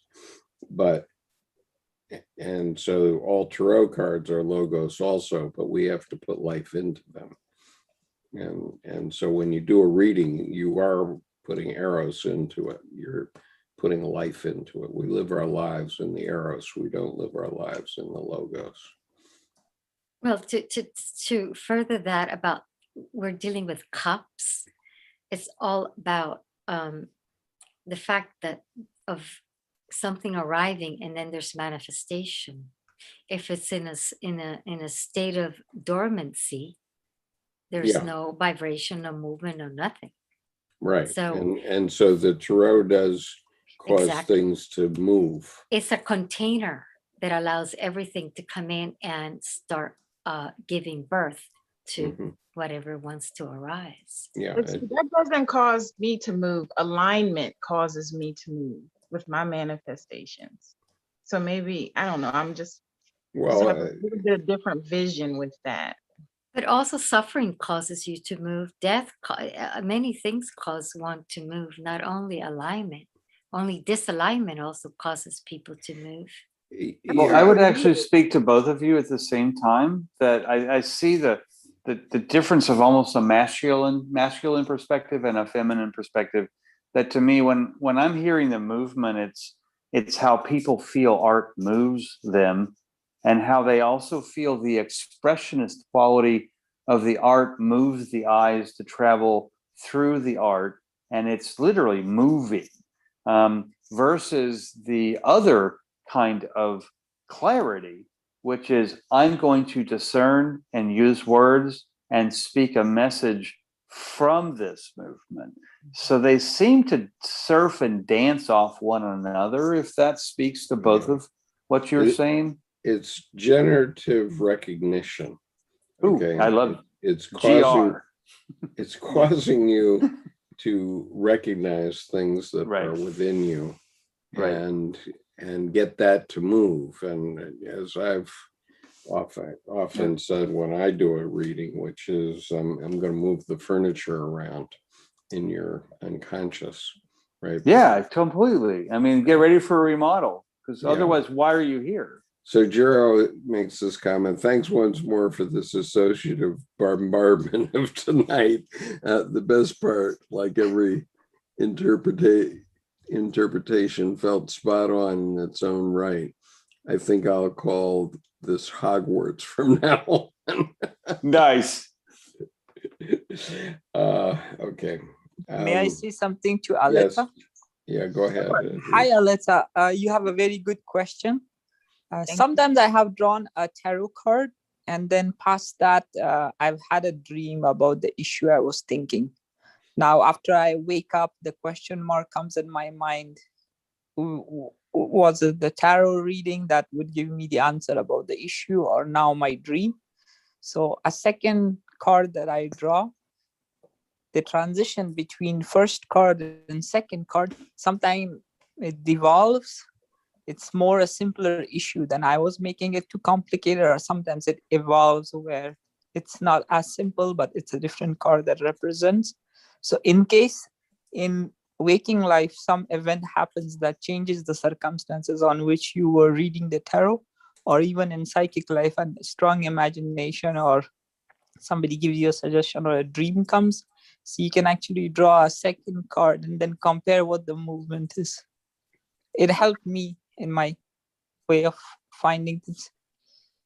Okay. And many readers do actually. You're welcome.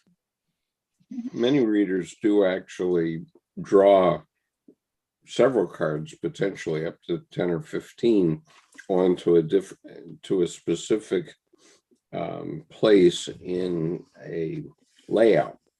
Mm-hmm. So you might be at the future and you put up one card and your intuition doesn't give you anything about that card.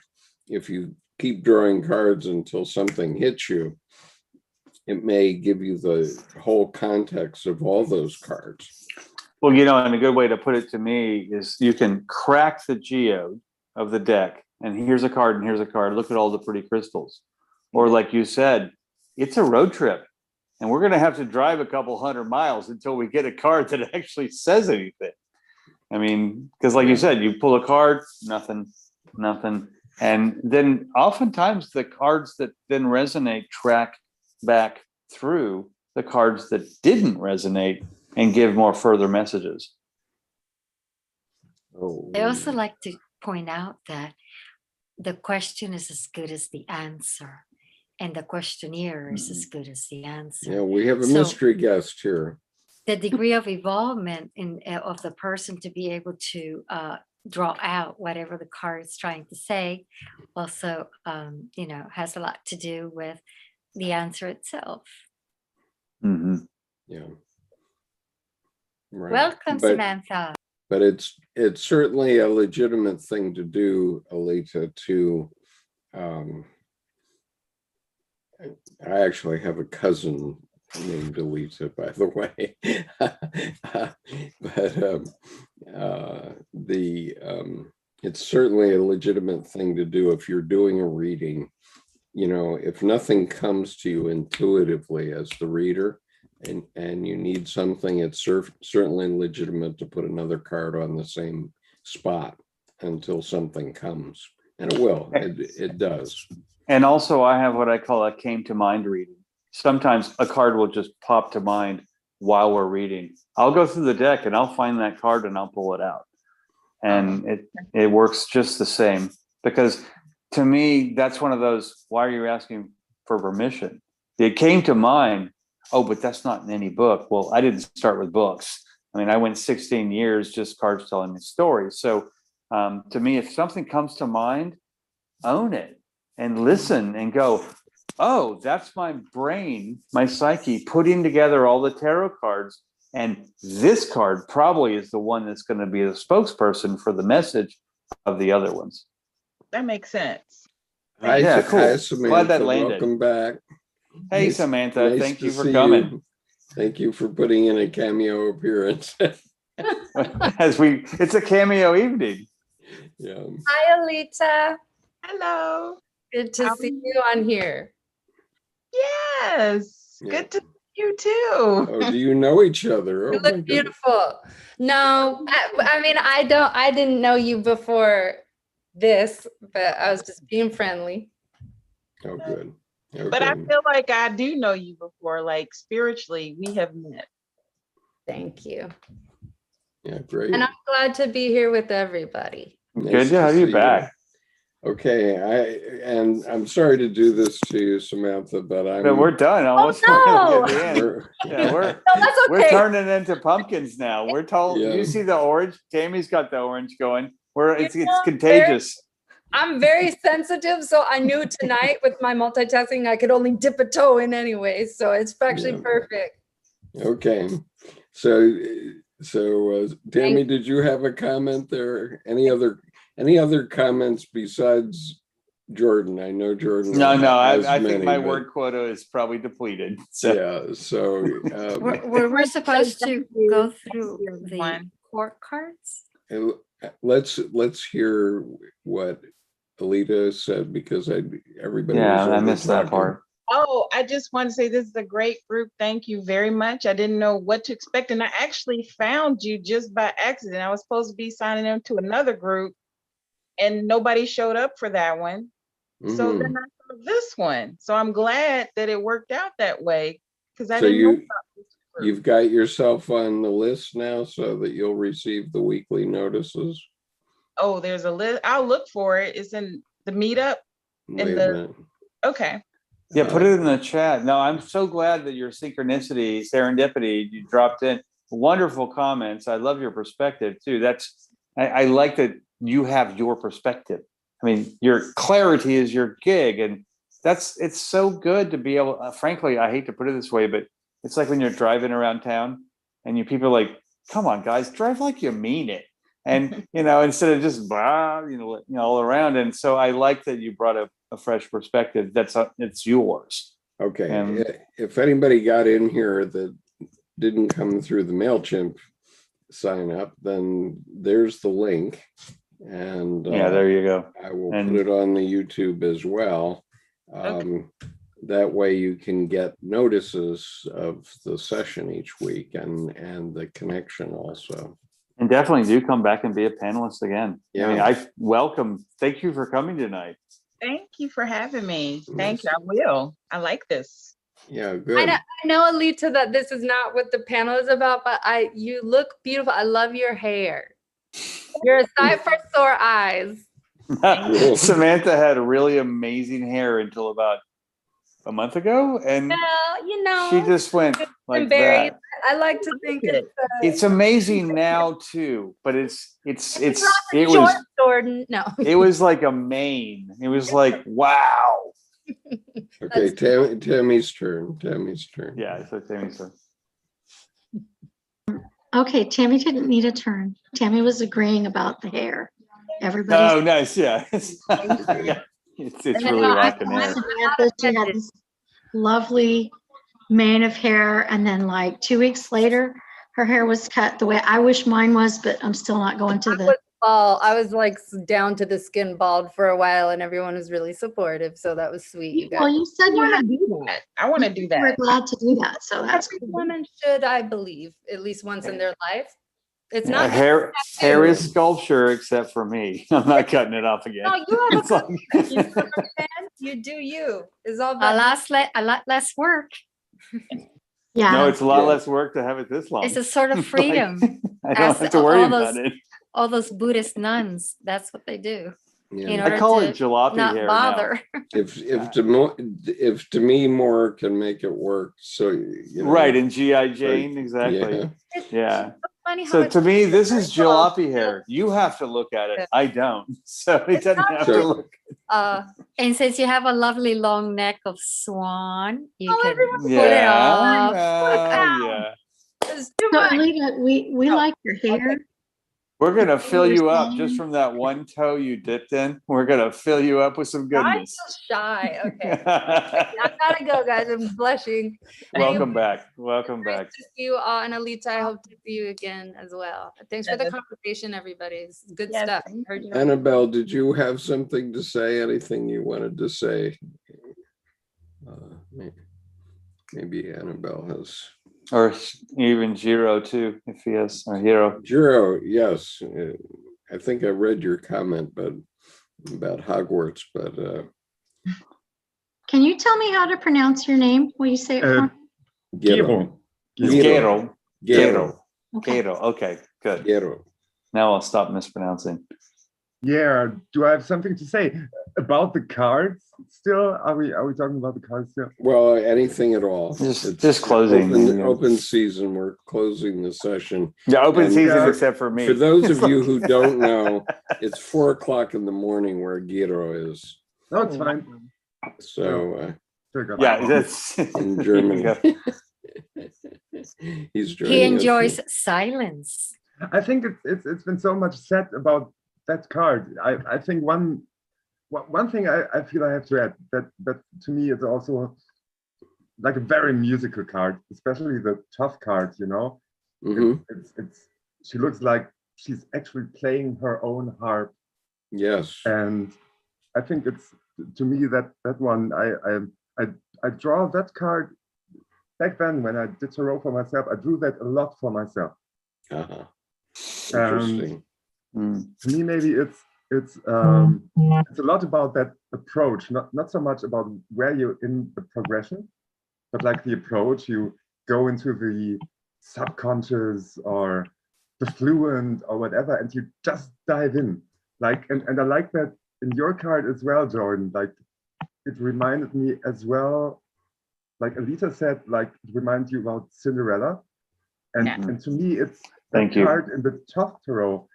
It reminds me of like all the Disney princesses. Like you could Meanwhile- Yeah, take- in the first phase of them too. I mean, there's very much the Frozen and they- yeah, it's Ariel, Belle, and they enjoy life so much that they are just singing all of the time. Yeah. And yeah. so And then that's- there's that, and then they close and then they come back. bigger. And I relate So- as well, like Skip, when you said it has negative side as well, because that's a little bit of the dangerous energy right there as well. Like Right. you don't have control, you dive in, you have no fear because, and then, you know, in every Disney movie shit happens. Well, you get drawn Right. into life, right? Right. So Mohammed also points out that it's 510 where he is. So He's further in the future than Giro.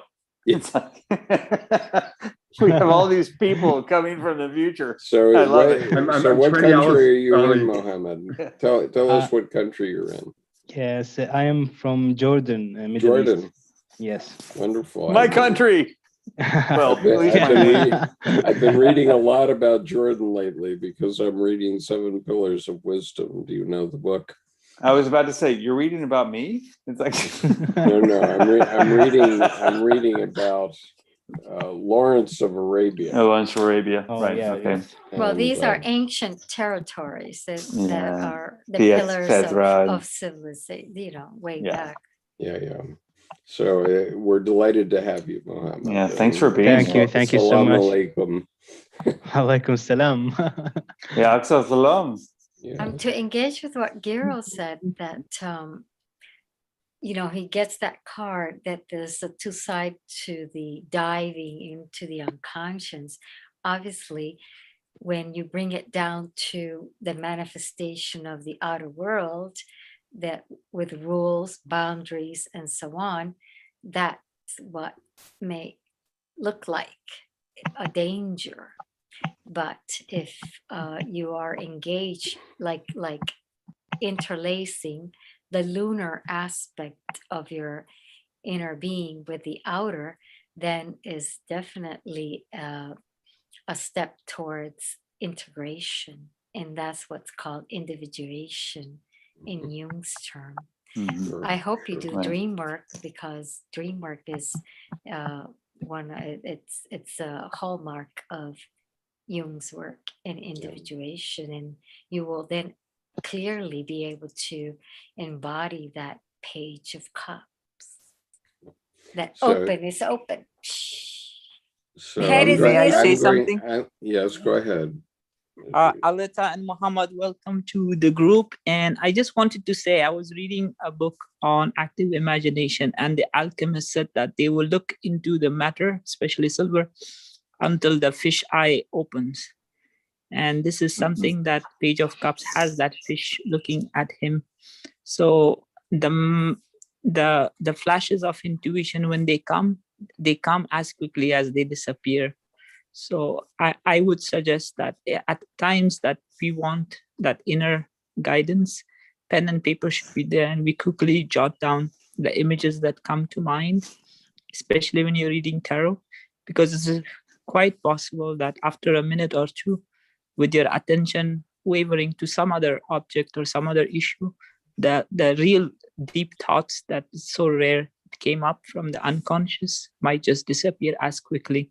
So the fish in that cup on this tarot card might help that matter, because fishes also appear and disappear from the surface of water very quickly. And You know, that's why I and that's a mentioned really dreams, good point. That's a because really good point, especially with dreams, Gilda, with Yeah, that. Jung actually exactly. said, go as deep as you can in your unconscious, and then cast further your rod and yank the glowing eyed fish from the deep. So I love that, because the fish eye opens. That's a really strong point, Edris. And to write it down, because it's going to be fleeting. It's like a hanged man moment. It's enlightenment, and it's full enlightenment, but it's not going to last very long. It's the eureka that, well, there's good news and bad news. The good news is I was inspired. What's the bad news? Man, now I got to do the work. So, you know, so if you go into not, that. Yeah, it's not only that it's fleeting, is a mirroring device. Language, when you write it down, you see something that you don't see when you keep it in your head. It's Well, a yeah, mirror. the flash of Then the flying fish it on the hits water. you in the face. You go, wow. Yeah. And I test this every day. I write my dreams every single day, and I've been writing them for the last 6 years, every single day. Mhm. And you can tell Amazing. when you look at it, oh my God, you are engaging beyond anything else you could ever engage with, because it knows your whole history. Sure. There's nothing you Mhm. miss, and it's always mirroring today what you need to be looking at. Well, And- yeah, and and the most important part of that only is your because of discipline. language.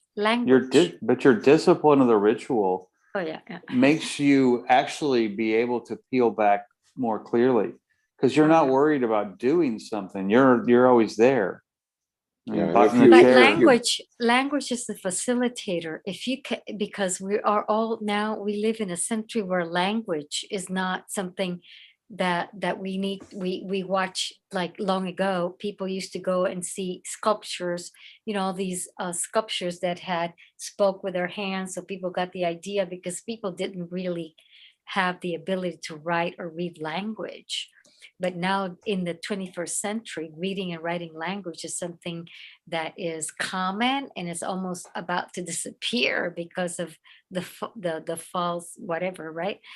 So a key that Jung said, oh, it might not be seen for the next 400 years, is that when you write it down, you have a mirroring that it is impossible to see while you have it appear remembering.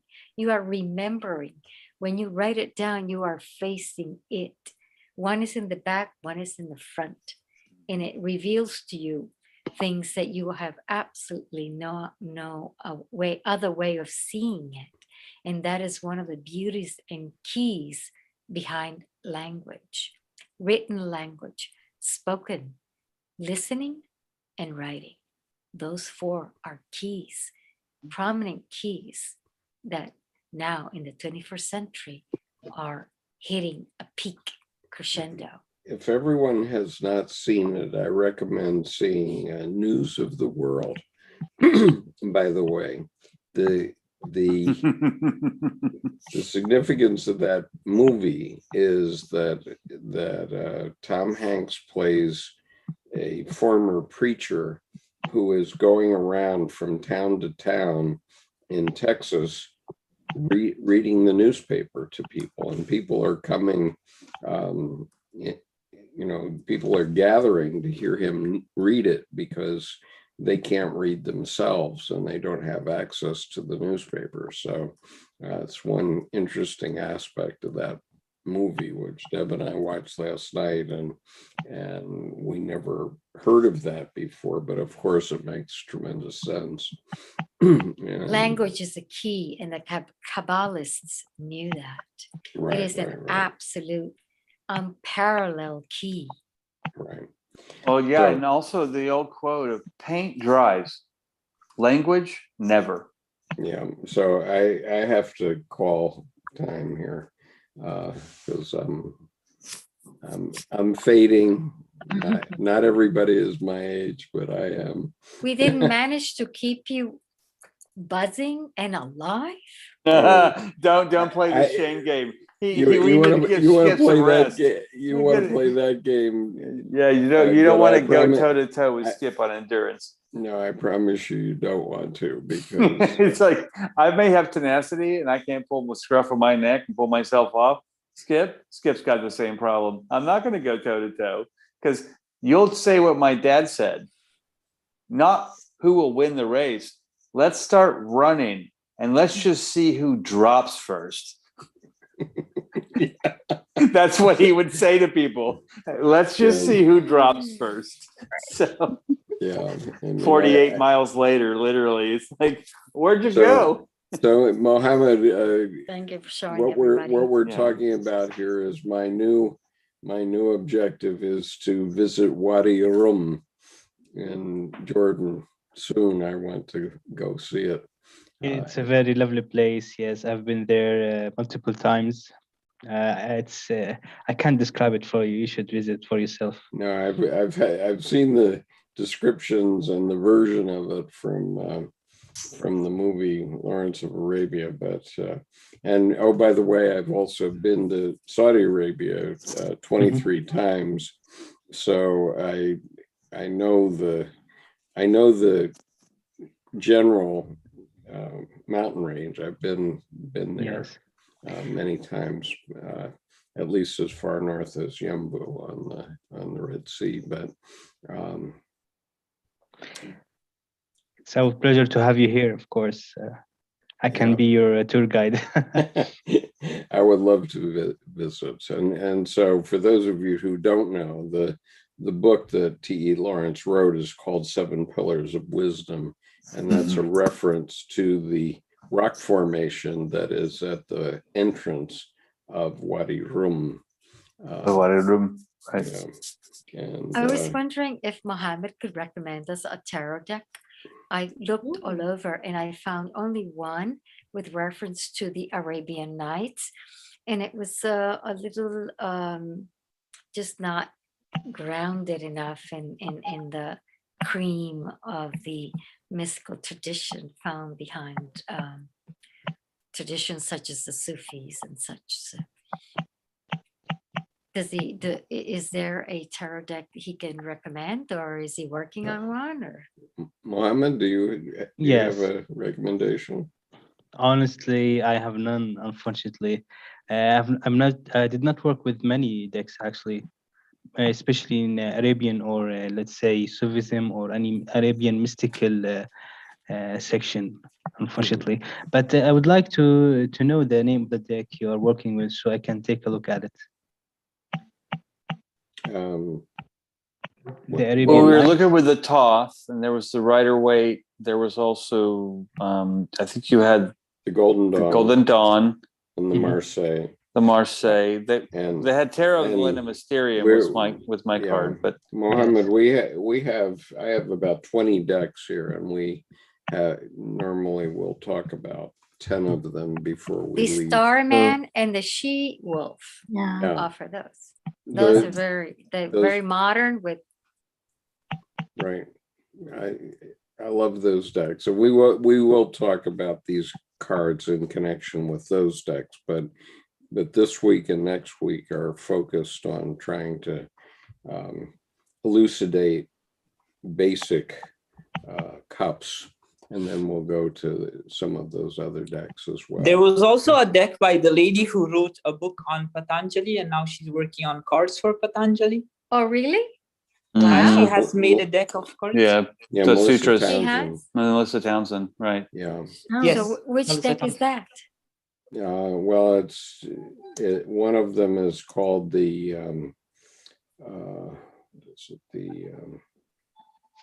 Since I'm a student of Patanjali. L-TED's deck. Okay. How do you spell it? A-L? E-L, and I think it's T-E-D.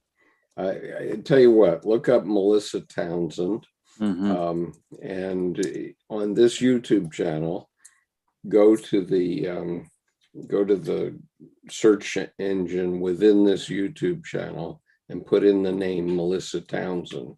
'cause she's T-O-A-S-S-S-E-N-D. T-O-W-S. T-O-W-N-S-E-N-D. Okay. And she gave us a couple of talks, one on the tarot and one on the cards that she's working on the Patanjali. She's Right. done she's that's done wonderful. a deck, huh? She's Yes, done I'm a deck Kriya on- Yogi, and the Sutras of Patanjali is one of the main books. Yeah, well, she's done individual paintings for every verse. Of the Right. Sutras of Patanjali? Yes. Well, It's- no, only it's the really first amazing. quarter, the first pada. Oh. Only the first pada. Okay, Yeah, it's which really- is it's like really beautiful. 47. I'll be And- looking forward to the area where it handles dreams, which is for to dream, awake consciousness, dream consciousness. Well, she's and written into she's written 2 books, and they're brilliant books, really, on the first and second quarters of the Patanjali. Okay, and she's got the 3rd book. She's done a painting for each one and a description of each one. I mean, something like Diane Croft, actually, but in the context of the Patanjali. Okay, because she's a Sanskrit scholar, so she's interpreted the Sanskrit. Then she's done commentary on the Sanskrit, and she's done a painting for every verse. And so the two books are there, and the decks are there. They're not tarot decks. They're Oracle? well, no, they're potentially decks. They're decks they're decks about the Yoga Sutras of Patanjali. Well, that would be Oracle. Well, okay. Yeah, but actually they're not. I think I appreciate Skip kind of holding back on saying that, because they're not Oracle decks. They're Patanjali. They really have an integrity of that. And I would make a distinction between what she's doing in an Oracle deck. They would be interpreted potentially as the same thing. I just put a link for Melissa Townsend's website, and you can then go to the Patanjali's there. But it's kind of both and. I think that Gilda, you're right. It would be read as an oracle, not a tarot, but I think they're read more with the oracular aspect of what she's written. So, Melissa Townsend is also a psychic. She does the reading on tarot, so you can actually book your readings with her. Yeah, she's really strong, really brilliant, and she's done two tarot decks. One is a tarot deck that she mainly uses, and the other was a tarot deck that she developed while she was doing tarot readings at this cafe in Greenwich Village called Ted's, which is why it's that called was a really Ted's deck. Yeah, it's a It's really called strong. What, Fez? Ted's. Ted's. Yeah, Ted's. I love the title too. Oh. It's Ted's. And I wanted to ask you, Skip, you mentioned that, I mean, this is a little off, but the Dark Goddess, which we, been sampling elsewhere, and I go to Barnes and Nobles, and what I see there is a book. It doesn't necessarily say that there's a deck behind it. Go to Ellen Lorenzi Prince's website. Yeah, I go there and to her website. Yeah, but there's nothing available there. So well, it looks like a book. Skip shows you. It looks like it's just a big book. The whole thing is a presentation. Okay, that and you got opens it up. and you got it on okay, and you got it on Barnes and Nobles lately. Yeah, I got it at Barnes and Noble about 2 weeks ago. Okay, and when you open, okay, fine. It doesn't looks like say, it's a big book, but when it you doesn't open say. it, the book and the deck are inside. Great, yeah, because it doesn't say there's. No, it's kind cards, of, you're so- right. It's kind of deceptive. It's like, oh, this is the book. Where's the deck? And they're both kind of in this big treasure chest. Yeah, the world of the web is something beyond imagination. No, I ordered a deck about 8 years ago, and I ended up getting this deck that was this big. It was a little mini. So Skip's gonna cut us off. It's time for us to all go. Okay, blessings to you and Deb. Have a lovely thank evening. you, Gilda. Yeah, thank you. Definitely. See you. Have a Nice great to night, see guys. everybody. See you next week.